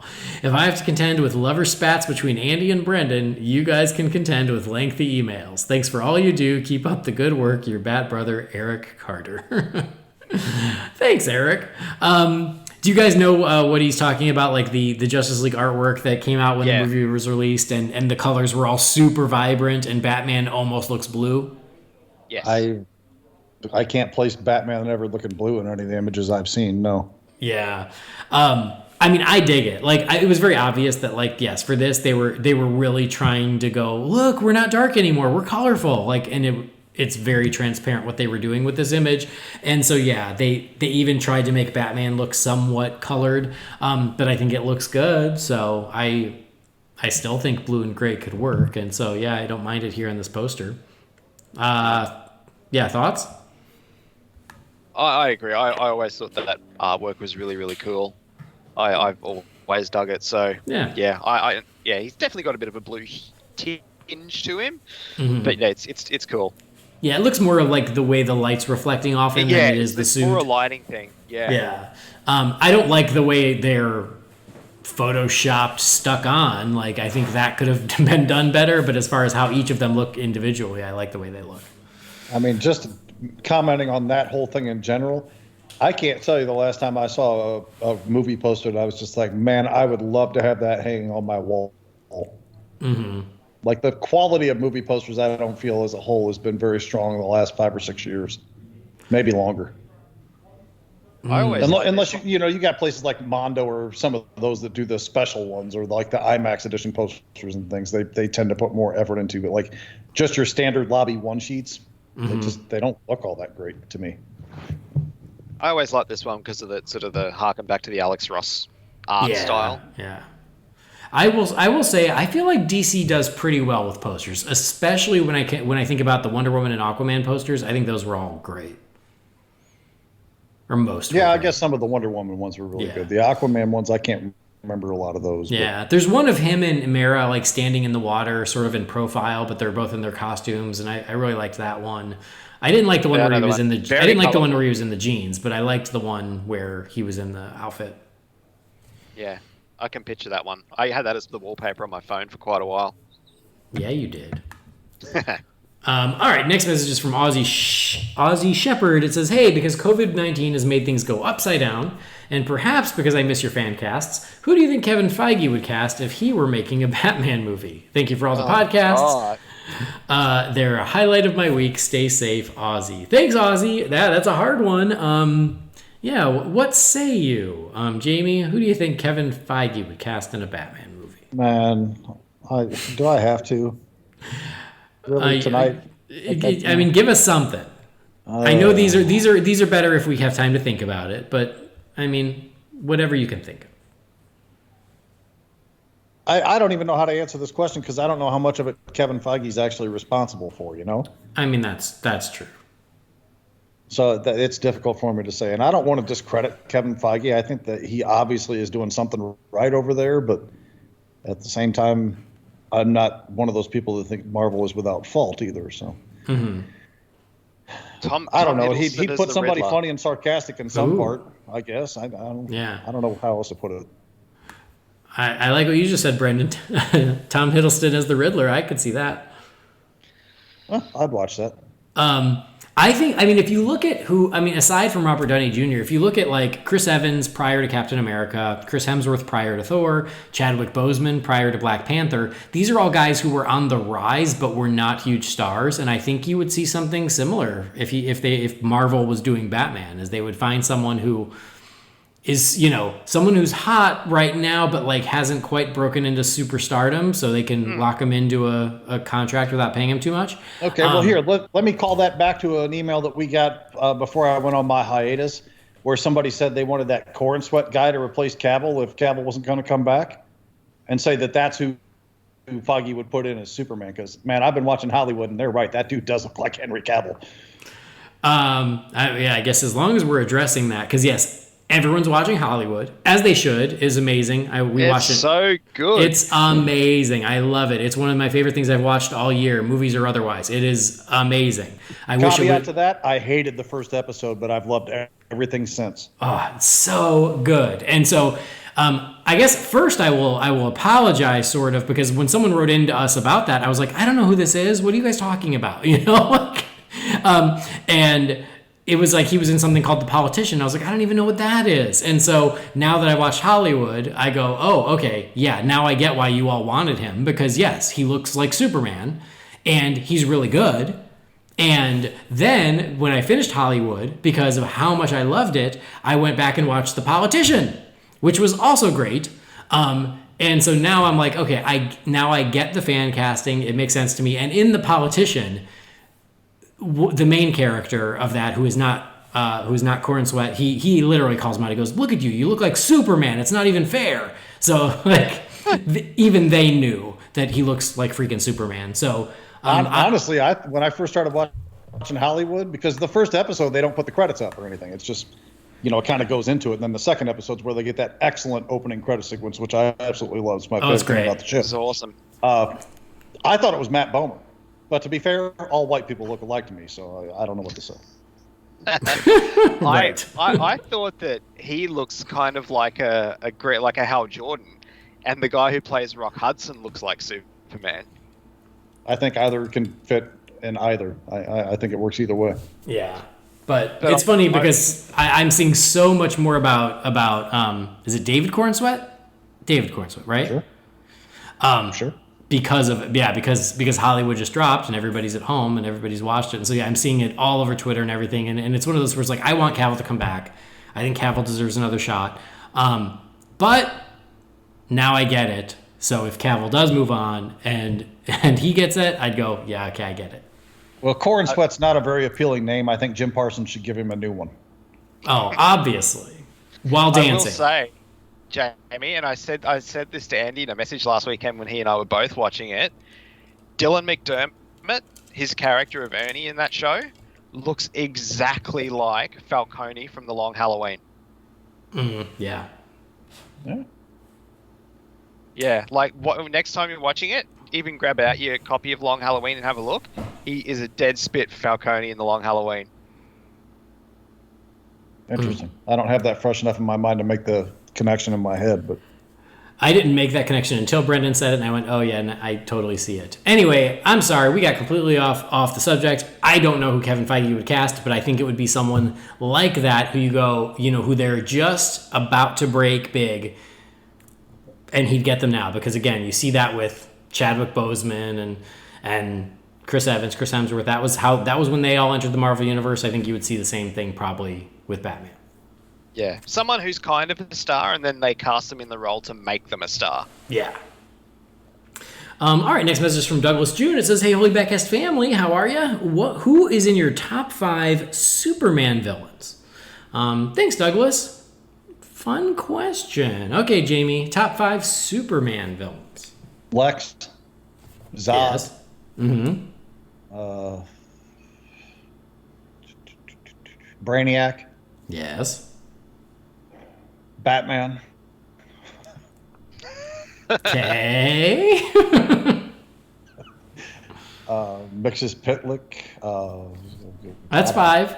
Doomsday was number 1. I should have started with Doomsday and then went from there. Yeah. All right. Brendan? Lex, Zod. I had them and now lost them. Lex, Zod, Parasite, Metallo, and oh god, I'm blanking on the 5th one. Brainiac? Oh, I can't remember. Brainiac, yes, sorry. Yeah. Yeah, it was one of the ones Jamie said. Yeah.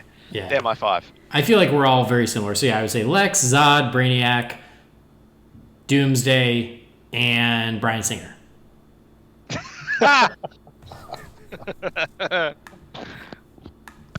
All right, next message from Adam Padrone. It says, "Hey guys, I'm loving the onslaught of episodes during this time. I think I remember you guys mentioning doing an episode where you review the sequels to the Frank Miller Dark Knight Returns. Any chance of that happening now, since news will be slow? I'm a big fan of the sequels, especially The Dark Knight Strikes Again. Thanks, looking forward to more episodes." Thanks, Adam. He's the other one who loves Dark Knight Strikes Again. Okay. Hey, Paul Herman, like 2 or 3 years ago, was like, whenever you guys do it, I want in because he loves it too. So maybe I will just go, hey, Paul, Jamie, Paul, you guys talk about Dark Knight Strikes Again. I'm going to go make a sandwich. To be fair, love is a little strong. I don't hate it. I like it. I appreciate parts of it. Master Race was great, though. Yeah. Master Race was, I think, better. I'm open to it if I can get these guys to commit to homework. Dark Knight Strikes Again is only like 3 issues, so it's not a lot of homework. Okay, I'm open to it. Master Race's homework. That one's longer. Like 9 issues. Yeah, that one's longer. Plus, it has supplementary books to almost every issue in it. So yeah. All right, next message is from Carrie Vanderberg. It says, "Hey, I hope you're doing well and staying safe. I have a question for you about The Dark Knight Rises. If you could be in the room when Christopher Nolan and David Goyer were writing the movie, what would your suggestions have been on how to handle Robin? What changes would you have suggested for the John Blake character? Personally, I really like the character as a nod to Robin and having a little bit of Dick, Tim, and Jason all mixed in. That said, I don't really consider him Robin because he never puts on a costume.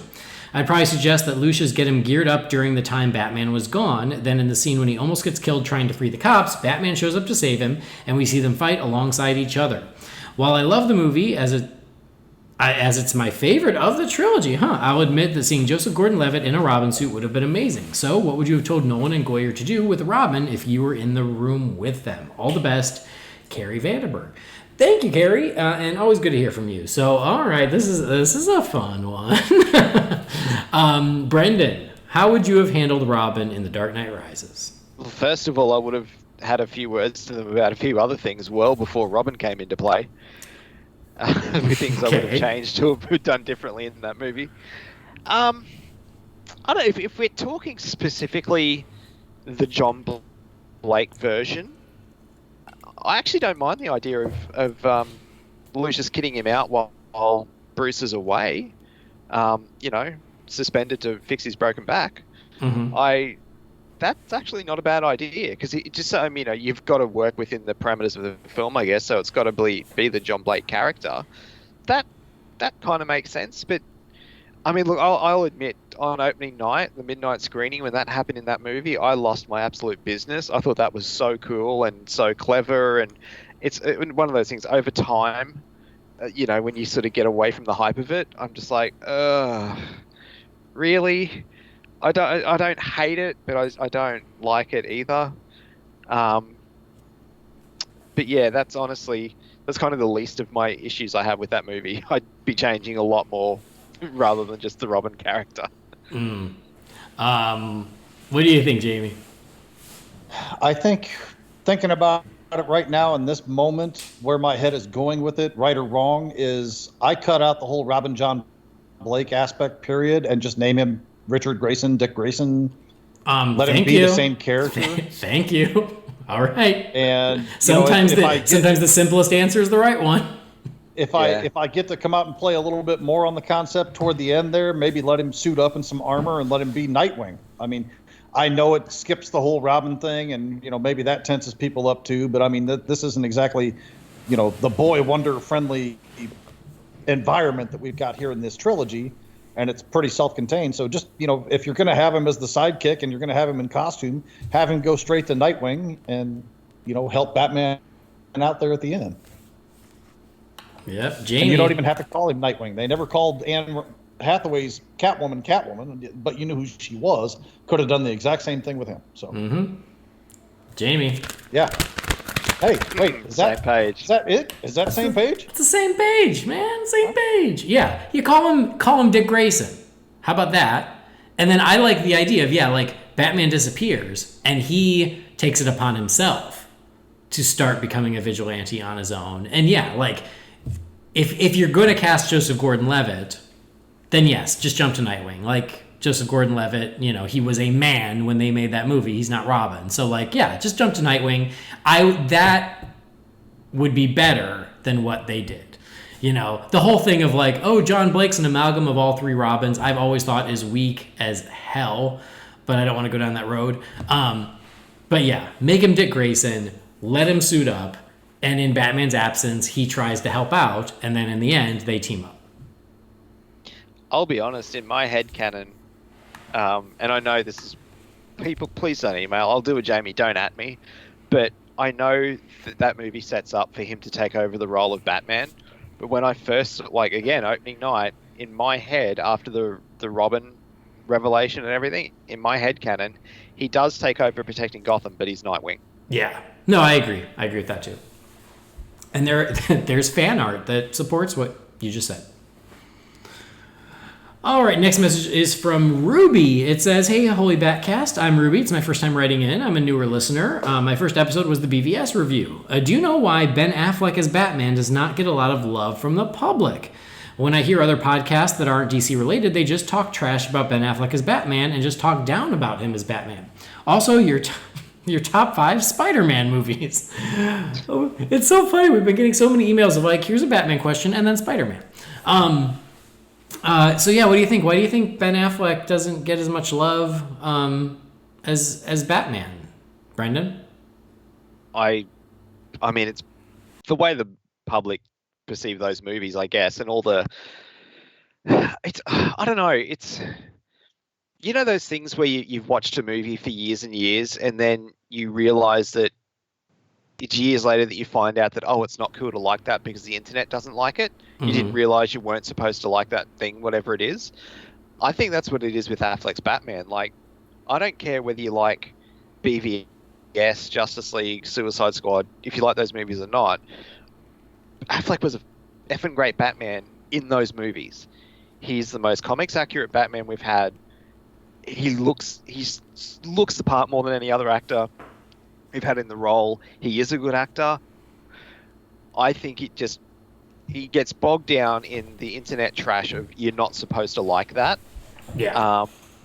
And people just follow that blindly as opposed to actually watching it and making an informed decision, because I'm telling you, in the brief time we had him, he's going to be very hard to replace. And I still think, as much as I love all the others, and I truly do, I think he's the best we've had in terms of accuracy.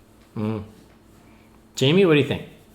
I really think it has more to do with how people perceive the movies he was in more than he himself, because most of the circles that I run in, I can't speak for who she's listening to or seeing on the internet or anything else, but even the most staunch, tripping over my words here, people that don't like those movies generally still say, well, he was good, but they don't really jump on him very much. I've seen a little bit of it here and there, but I had this one friend who would always say, "Oh, he's a terrible Batman because he's a terrible actor. He's never done anything worthwhile." I'm like, I get that. I don't get it, but at the same time, I understand that because I get hang-ups with specific actors and I don't care for them in any role because I didn't like them in a couple other roles, and I just find myself never being able to give them a fair shake outside of it, or they just rub me the wrong way altogether. Poor Ryan Reynolds. He works his ass off and he cannot win you over. By all accounts, he's a wonderful human being, but I freaking hate that guy. That man is delightful, and you just Put won't him give him and an ScarJo and Jude Law and Susan Sarandon all on an island and get them the hell out of my face and have Zach Galifianakis drive the boat there and wreck it on the way back. I was going to be like, you can put me on that island, but then you had to throw Zach Galifianakis in there, and I'm like, I don't know if I need to be on an island with him. But Ryan Reynolds and ScarJo, hell yeah, I'm in. That's a sandwich I'd like to be a part of. You go in there, take your mayonnaise with you. Sorry, continue. No, I'm done. Okay. I honestly I agree with you guys. I think that the bad talk about Ben Affleck as Batman is less about him as Batman, and it's more about just how many people didn't like Batman versus Superman. I think that's what it is. I think the perception of the movie rubbed off on him, and then also because of his personal life. You know, he's a tabloid fixture, so it's also just, you know, fun to not for me, but, you know, a lot of people find it fun to bag on him because, you know, of all the tabloid nature of his personal life. I think it's those two things. But I agree. I think he was a great Batman. Top five. He's doing all right for himself now. You know, he always has. I mean, and maybe that's it. Maybe that's why people love to bag on him, because they're like, he just keeps winning no matter what we say about him. So 5 Spider-Man movies, Brendan. Oh, I know God. you don't usually feel very strongly about this. In no particular order. Well, I mean, You I need guess a minute to think because I've got mine. Spider-Man 2 would obviously be on top if I was putting it in an order. Then the original Spider-Man movie. Then, I guess, Into the Spider-Verse. And I've only seen one of the Tom Holland ones. So If I'll you've say seen one, you've seen them both. I'll say Civil War because he's in that, and the Spider-Man Homecoming. All right, Jamie. Number 1, Spider-Man 2. Number 2, Spider-Man. Number 3, Spider-Man Homecoming. Number 4, Spider-Man 3. Number 5, the Nicholas Hammond made-for-TV Spider-Man movie. Nicholas Hammond for the win. Yeah, I would go from top to bottom. Spider-Man, Spider-Man 2, Into the Spider-Verse, Spider-Man Homecoming, Spider-Man Far From Home. All right, next message here is from Jalen Johnson. It says, hey, 3 questions. All right, number 1, have you seen the 1986 horror film called The Hitcher starring Rutger Hauer? I feel confident saying that this film had to have played an influence on Ledger's Joker. There are many similarities between Hauer's character in The Hitcher and the Joker in The Dark Knight, and I don't believe it's a coincidence. No one has publicly spoken about The Hitcher, but I've yet to find a quote of him confirming that the Joker was inspired by it. I love Ledger's performance, but I don't think the concept behind Nolan's take is that unique. If you've seen The Hitcher, do you agree that it possibly inspired The Dark Knight, or do you think it's just a coincidence? Number 2, what is your favorite official Batman movie poster? Personally, it's hard for any Bat poster to top the teaser for Burton's original 89 film. However, I'm curious as to know which one stuck out to you. Number 3, I listened to your Young Justice Outsiders episode that covered the first few episodes. However, I couldn't find an episode with your thoughts on the season overall. Were you whelmed or underwhelmed? Thanks in advance, Jalen. All right, thanks, Jalen. Nice to hear from you. All right, number 1, The Hitcher. Yes, I've seen The Hitcher, but not for many, many years, and I've never heard it compared to The Dark Knight, but you make me want to revisit it and see if you've got a point. Jamie, thoughts?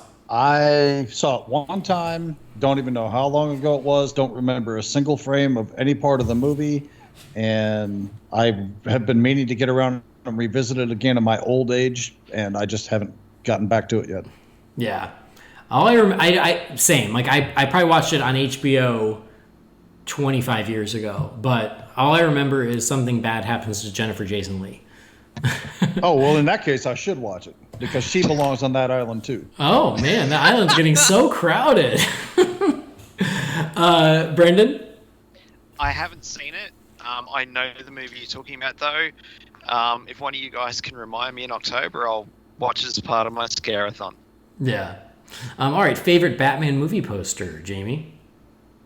Does it have to be like an official lobby one, or can it just be one that I had that I like wasn't like a knockoff or anything? It was an actual official poster, but it wasn't like a true one sheet.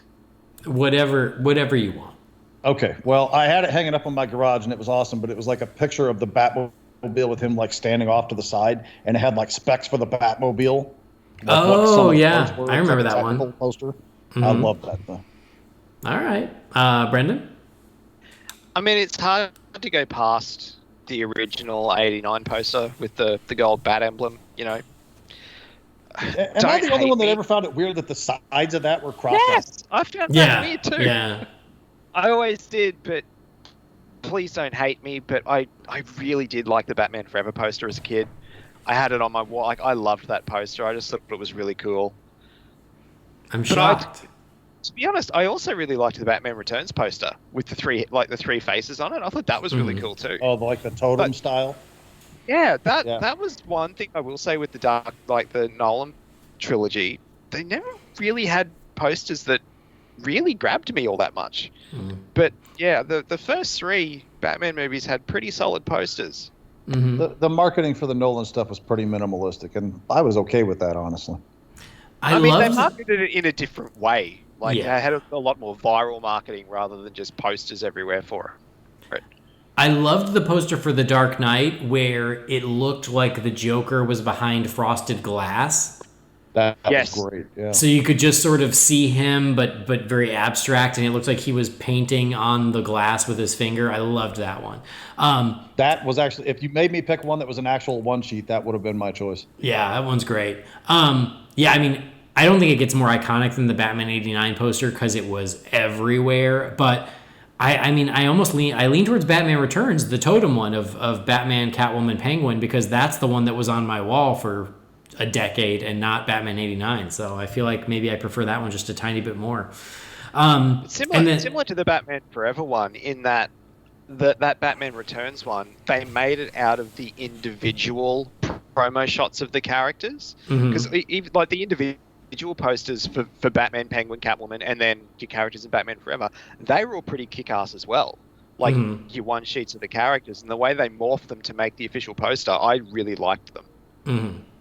And then Young Justice Outsiders, I don't think we ever did a season wrap-up, but I loved it. It's, there was a lot going on and a lot happening, which is not abnormal for Young Justice, but I mean, I loved it. So, Jamie? Hall of Fame animated series, and nothing about this past season changed any of the opinion I had of that. Yep, same here. Brendan? Don't hate me, but I never caught up on part 2 of that season, but I really did like the first part. However, when I was in Hawaii late last year, I did purchase the complete season on DVD from Target. So just because we were watching other stuff, but it is on my to-do list to actually sit down and watch the entire season 3 run again, because I need to go back to the start and watch it all again. Can we replace him with Fred Bug now?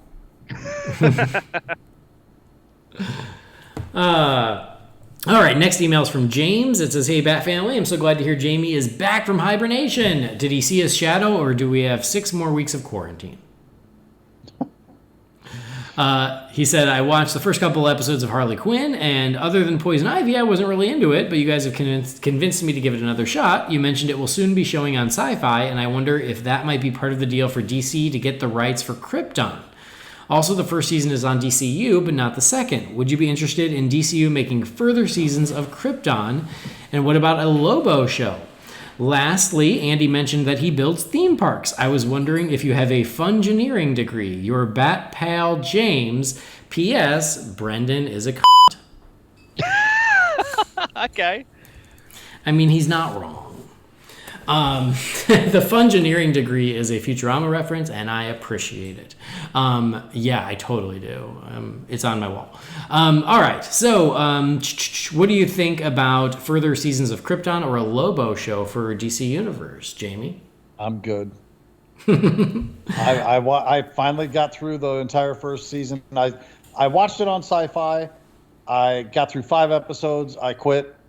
Then I heard everybody talk about the drastic upswing that it took in the back half of the season, so I watched that on DC Universe, plus the first episode of season 2, and I got to tell you, that show it's not for me. If you like it, great, more power to you. I'm good. Brendan, what do you think? Before I honestly, I never bothered with it. I wasn't I didn't. I'll happily watch a show about young Alfred, but I had no interest in watching a show about Superman's grandfather. It did nothing for me. It was too hard. I mean, it wasn't too hard to watch over here, but it was one I would have had to try and track down, and I just couldn't be asked. I mean, like, you laughed about me not watching the other half of Young Justice, but I mean, I still watch all the DCCW shows week to week. I know you guys don't do that, so I had too much stuff to watch anyway, so I'm good. We're so spoiled on content now; it's ridiculous. Yeah. And the fact that I know it ended after 2 seasons, I don't really care. Mm-hmm. Yeah, I tried to watch. I watched the first few episodes of Krypton, and I just couldn't get into it. It just wasn't for me. And again, there's so much other stuff. I don't need any more of it. A Lobo TV show, I'd give it a shot. Maybe it would be good. I'd be open to it, but yeah, it's not something I'm chomping at the bit for. I will say the Lobo and Brainiac designs on Krypton were commendable. Oh yeah. Like, they looked great, and Doomsday looked cool, but like, it wasn't enough for me to really get into it. Speaking of villain designs, there's one coming up this week on Batwoman that looks pretty kick-ass. I thought so too, but when I shared that, the internet said no, it looks terrible. So I really? I thought it looked good, but yeah. Who's this we're talking about? Did you not see the tease for the villain that's coming up in this week's episode of Batwoman? No, because I don't watch the shows anymore. Oh, I thought you were still watching Batwoman. I watch the crossovers, but none of the others. Okay. Hush. Yeah, it's Hush. I think he looks pretty spot on, but I mean, how do you mess that up? He looks pretty spot on, but when I tweeted it, a lot of people were like, "It looks like garbage," and I was like, "Oh, okay, great." Well, you know what? I just happened to be scanning through my podcast things the other day, and I read a review for this show here that was a 1-star review, and I thought, that's unusual, and so I just, out of curiosity, read. And, I mean, people are entitled to their opinions, I know, but I read the review, and it's like, this show was great until they went all PC on the Batwoman episode, and he gave us 1 star for that. Oh. For some reason. I only mention that. I don't care. It doesn't faze me. I'm not losing a wink of sleep over this. But for some reason, people have a hard-on to hate on that show because, PC and woke and all that other shit. And I'm just like, get the hell over yourselves and go find something else to watch if this bothers you, Yeah. So I'm sure there are people who are going to shit on anything that show does just because they have it out for that show. They could have Batfleck on there and people would shit on that show. That's interesting. I did not see that. I don't, kind of like the old, don't read the comments thing. I tend to not read our reviews because of stuff like that. It was purely accidental that I even caught it, and I was like, that's weird. And it was so short, I was like, I'll read it, and then it was like, gave us 1 star because we went PC on a Batwoman episode. Yeah, well, okay. I'd rather stand up for the rights of people than get 5 stars from that person. Yeah. I don't even want to talk about it anymore. Next. All right. Well, we have a bunch more emails, but we're past 2 hours. So I'm going to do one more email, and then we'll have to get the other ones next time. This is from our pal Robert Reinecke. It says, "Hey, Holy BatCast. I was curious about your thoughts on the 1996 storyline Contagion. Given our current times, is it worth a reread? I see it's on DC Universe and thought there might be no better or perhaps no worse time to revisit it. Keep safe, guys. Thanks for the content you've been producing, Robert Reinecke." Thank you, Robert. Always good to hear from you. And yeah, Robert's a good pal. He has a DC-centered podcast called Swamp Things. So if you really love Swamp Thing, check out Robert's podcast. Hey, what's that about? It's weird. It's a Zatanna podcast, but he didn't think the name would bring people in, so he called it Swamp Things. It's kind of like Justice gumbo League recipes. Yeah, kind of like Justice League Dark Apokolips War. It's misleading a little. Yeah. It also has the Deco music. Zydeco. Whatever. Zydeco. All right. So I have not read Contagion. So you're right. It might be a good time to revisit it. Have you guys read this one? I haven't, but it seems pretty fitting. If I haven't read it in a long time. It sounds familiar, but I don't know if it's because I've seen people discuss it over the years or if it's because it's actually something that I've read. Yeah. So it's on DC Universe. I'll have to check it out. Thanks, Robert. All right, let's close the mailbox. There's a bunch of email. We'll get to it next time, maybe when we watch Batman Beyond, something like that. But here's the thing. Because Jay Yaws called into the voicemail line, we got not 1 voicemail, not 2 voicemails. We got 3 voicemails. What? Are you kidding me? Holy cannoli. I know, it's insane. All right, so guess what? We're going to check into the voicemail box. First one here is from Eric. Hey guys, this is Eric Carter. I'm on my way home from working some overtime and just got done listening to the most recent episode. And I just want to say it is great hearing Jamie's voice again. Good to have the big guy back. Brought a smile to my face hearing him on the episode. No question or anything, just wanted to tell you guys what a good job you're doing. I enjoy the show. It is by far my favorite podcast, and I can't wait to see it in my feed every week. Thanks for all you do, guys. Have a good show. Bye.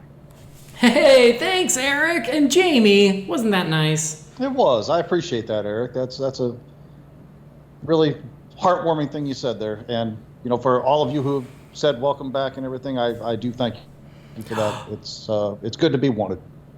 Welcome back. Why didn't I play that last episode? Damn it. I don't know, but now it's going to be in my head the rest of the night, so thank you for that. That's a good one. That's a good one. Yeah. I mean, I know you were still listening, but I liked the email where they were like, share your favorite memories of Jamie. Like it was your eulogy. If you'll recall, I sent you guys a message there that said, hey, thanks for the funeral. Yeah, you know. I mean, at least you got to hear it. So, all right. Well, I should have sent everybody armbands with like a bloody barbecue rib on it or something because, you know, I'm not Superman, so I can't use the symbol. But they send you a black armband with like some food that I really like on a slice of pizza or something. How much for one rib? Oh, God, don't even get me started because I can do that whole thing by myself. No, don't. Okay. Don't. All right. I sure am hungry. Next message, voicemail. This is from Knox. Yeah, Knox. Six. Is he going to ask for a grant? There's only one way to find out. Let's check in with Knox. Hey, Andy and Brendan. Welcome back, Jamie. This is Knox from the Brews, Booze, and Reviews podcast. I kind of wanted to ask a question that's kind of related to my own podcast. What kind of drinks do you think the Bat family drinks when they're not fighting crime and they're just relaxing after a hard night's work? I mean, everybody except for, of course, Jamie and Wayne. For me, I think Bruce drinks bourbon. Tim drinks craft beer and craft gin. Jason drinks Jägermeister and PBR. Dick drinks Canadian whiskey. Barbara, she drinks tequila or tequila sunrises. Alfred drinks Boddington's bitter beer. And Jim Gordon drinks Bud and cheap scotch. The second question would be, what kind of drinks do you guys all like to have when you're either recording the podcast or having a fun time out in town? Let me know. Thanks, and great podcast, and keep it going. All right, thanks, Knox. I feel like maybe we've talked about this before. Did you email us not that long ago? You might have. I didn't quite catch the name of the podcast, Brews and Booze, something like that. Sounded like Brews, Booze, and Reviews, I think he said. Yeah, that sounds right. But I'm terrible at this because I'm not much of a drinker, not really. So I don't know. Like Jamie, you probably know better than Brendan and I. Yeah, I mean, I'm the Australian, but honestly, I don't drink. Yeah. So I'm the odd one out in my country. I think Catwoman drinks like really expensive champagne. That makes sense. She probably drinks some Dom. She didn't pay for it. It's either bought for her or she stole it. Yeah, she just took Bruce it. drinks ginger ale and pretends it's champagne. We know that. Yeah, Bruce doesn't drink anything. Obvi. Yeah, Bruce doesn't drink. Alfred drinks the same thing you do, Jamie. That Fernie Branca? Yeah, Fernie Branca. I'll send him the rest of this bottle because I haven't opened it again since. You should. He wants it. Jason drinks White Claw. I'm almost certain of that. Oh, really? Yeah, I'm not a connoisseur of adult beverages, so like it doesn't mean a lot to me. But for the rest of them, I don't know. Alfred probably drinks a really classy. I don't know, something really expensive, something really strong. You say Gordon drinks scotch, like that makes sense. Yeah, cheap scotch, that works. Yeah, scotch for Gordon. So, all right. In a plastic bottle. And then for me, I'm a beer guy. I don't get into hard liquor a whole lot. my wife makes the best margaritas on the planet, so when she makes those, I will drink those, but mostly beer. And my preference for beer, I like sours and I like stouts. All right. Brendan, do you drink it all, or? Nah, I don't. My stomach just won't allow it. Yeah. I never liked, like, when you sort of get to that age where you can start drinking, like, even though it's not technically legal, I tried beer, honestly, and I didn't like it. And spirits. Well, that's because you drank Foster's. If you drink real beer, you won't have this problem. It's funny, we don't drink Foster's in Australia. Is Broken Hill still a thing down there? I honestly don't know. I know the big one in my state's 4X. 4X and I think 2Es, and I'm trying to think of some other ones. But yeah, so I don't like the taste of beer, and then with my stomach and my really bad reflux and stuff, I can't really handle spirits. So when I was around about 14, 15 years of age, I just made the decision to be like, you know what, with my stomach, I can feel sick enough as it is. I don't need to spend money and make myself sicker. So I just decided not to drink from a very young age, and never really have. It should make you very popular with your friends, because they know they have a built-in DD every time and up. That's the thing. When we used to go out back in the 10, 15 years ago, and I'd go out each night of every weekend, like Friday, Saturday night, and back up to work every day, I'd be out to 2, 3 o'clock, 4 o'clock in the morning, and I was fine because I wouldn't have a hangover. I'd be tired, but I loved being the DD because I knew that my friends and it, like, they'd get home safe. Like, I'd be the one responsible for it, and I actually quite liked that. I don't drink a lot, but I will, like, socially or something at a party or something. But, like, the stuff I drink is, like, anything that's going to taste not like a drink. So if it comes with an umbrella in it, I'll probably like it. That's kind of where I'm at. You would like my wife's margaritas, although she does make them strong. They are very good. She squeezes her own fresh limes for it, and the whole works. It's great. Nice. Yeah, I'll drink a margarita. I'll drink a daiquiri, like stuff like that. I can JD dig. and Scrubs. I guess. I never really watched Scrubs, but sure. You should. It's fantastic. Yeah. Like, if the drink is a pretty color, I probably like it. Like, if it's like a bright blue or, obviously. So, yeah. All right. One last voicemail here. This is from Tom. Howdy, guys. It's Tom from Texas. Big fan of the show. Been listening since before BVS, and really appreciate what y'all guys do. Red Hood is my favorite DC character, and Zack Snyder is my favorite director.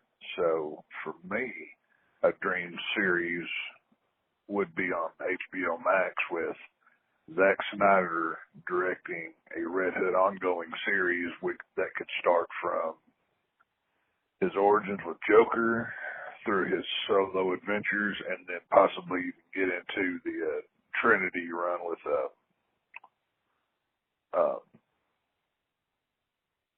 Bizarro and Artemis. I think that would be so cool, and especially with Zack Snyder's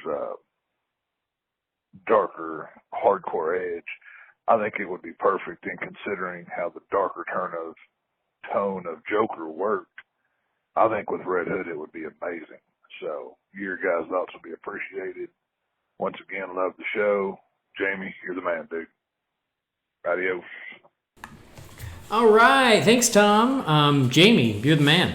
He said his name was Tom, but that whole time all I could picture was Sam Elliott in my head. And I say, Tom, I say that with the utmost respect and admiration because I love Sam Elliott. I just was like, Jamie, do you have family in Texas? That's the most Texan accent I've ever heard. That's great, isn't it? I love amazing. It. And it's so funny. I was picturing Sam Elliott too, and I don't mean that as an insult. That was yeah. I could listen to you talk all day. That was awesome. All right. What do you think? Red Hood, a series with Zack Snyder, Brendan? Do it. Just make it happen. I don't care how. Just do it. It'd be awesome. I agree with Tom.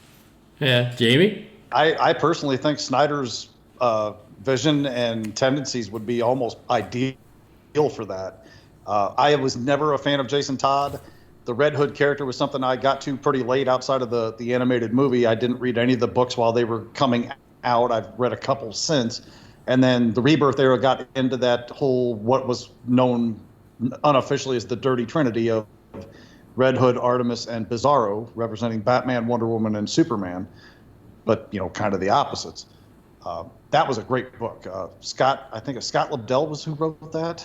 And then they did a tonal shift and changed costumes, and they got rid of Artemis and Bizarro, and I just fell off the book because I lost interest after that. But up to that point, that book was great. So if you want to adapt a series that leads into that, have Zack Snyder helmet, shoot. Let me throw my wallet at that.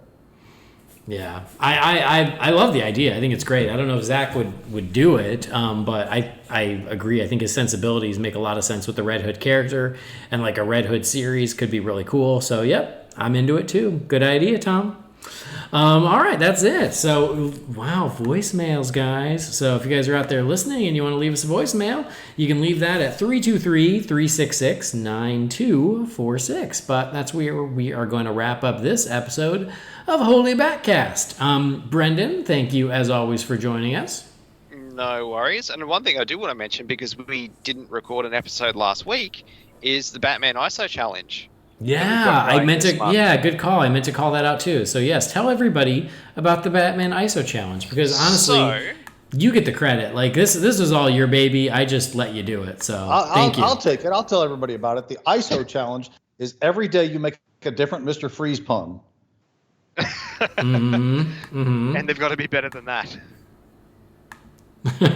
I'm sorry. Go on. That was terrible. Well, I had an idea based on a James Bond challenge that had been going around. I was like, this would be cool to do for Batman. Someone should do that.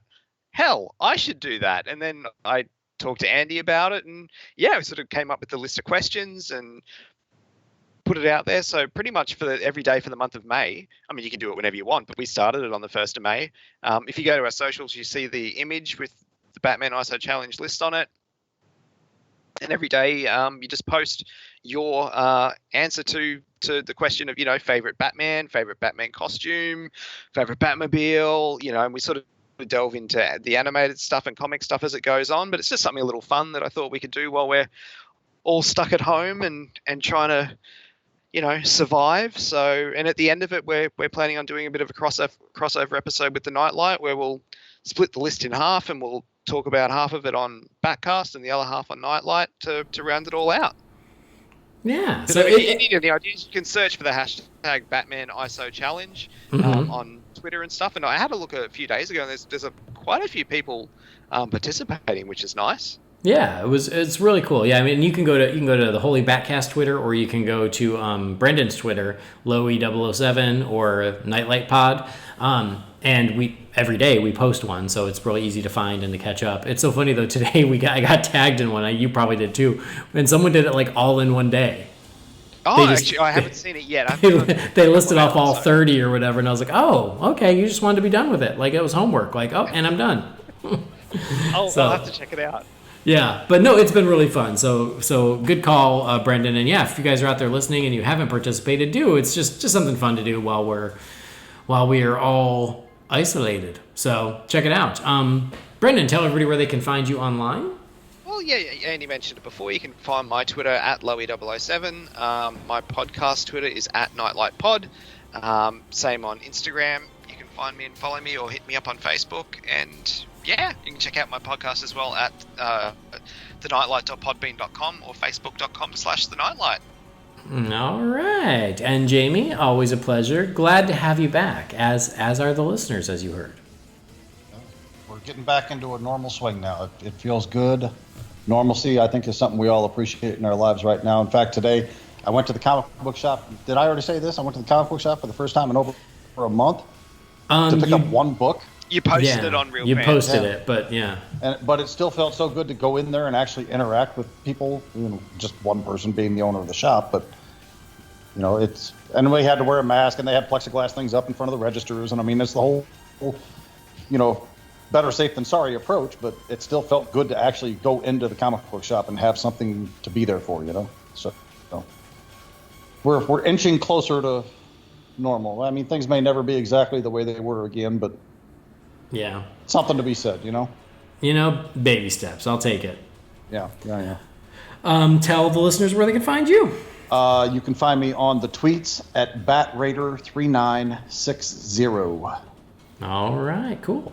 I already told you guys where to find me, so yeah, go ahead and give us all a follow. But thank you as always for joining us, and thank you for downloading the show. We do love we love that you join us for these conversations, and keep on following along. You can subscribe to the show so you never miss an episode.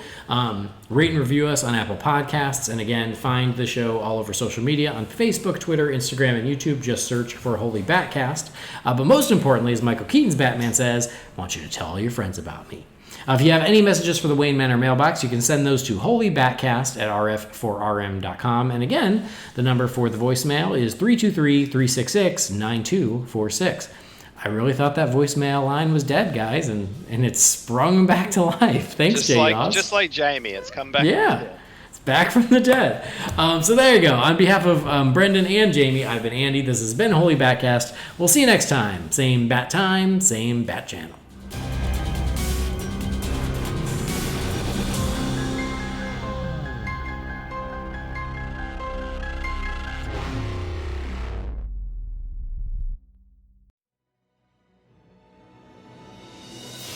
Holy BatCast is brought to you by real fans for real movies. Remember, the thoughts and opinions shared by the participants are theirs and theirs alone, and do not represent the companies or organizations they happen to work for.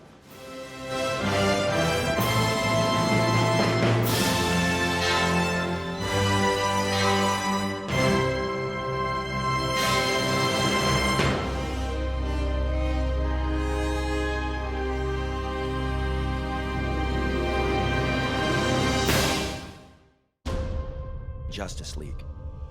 We are facing an existential threat to the planet. Our only option is to destroy Darkseid.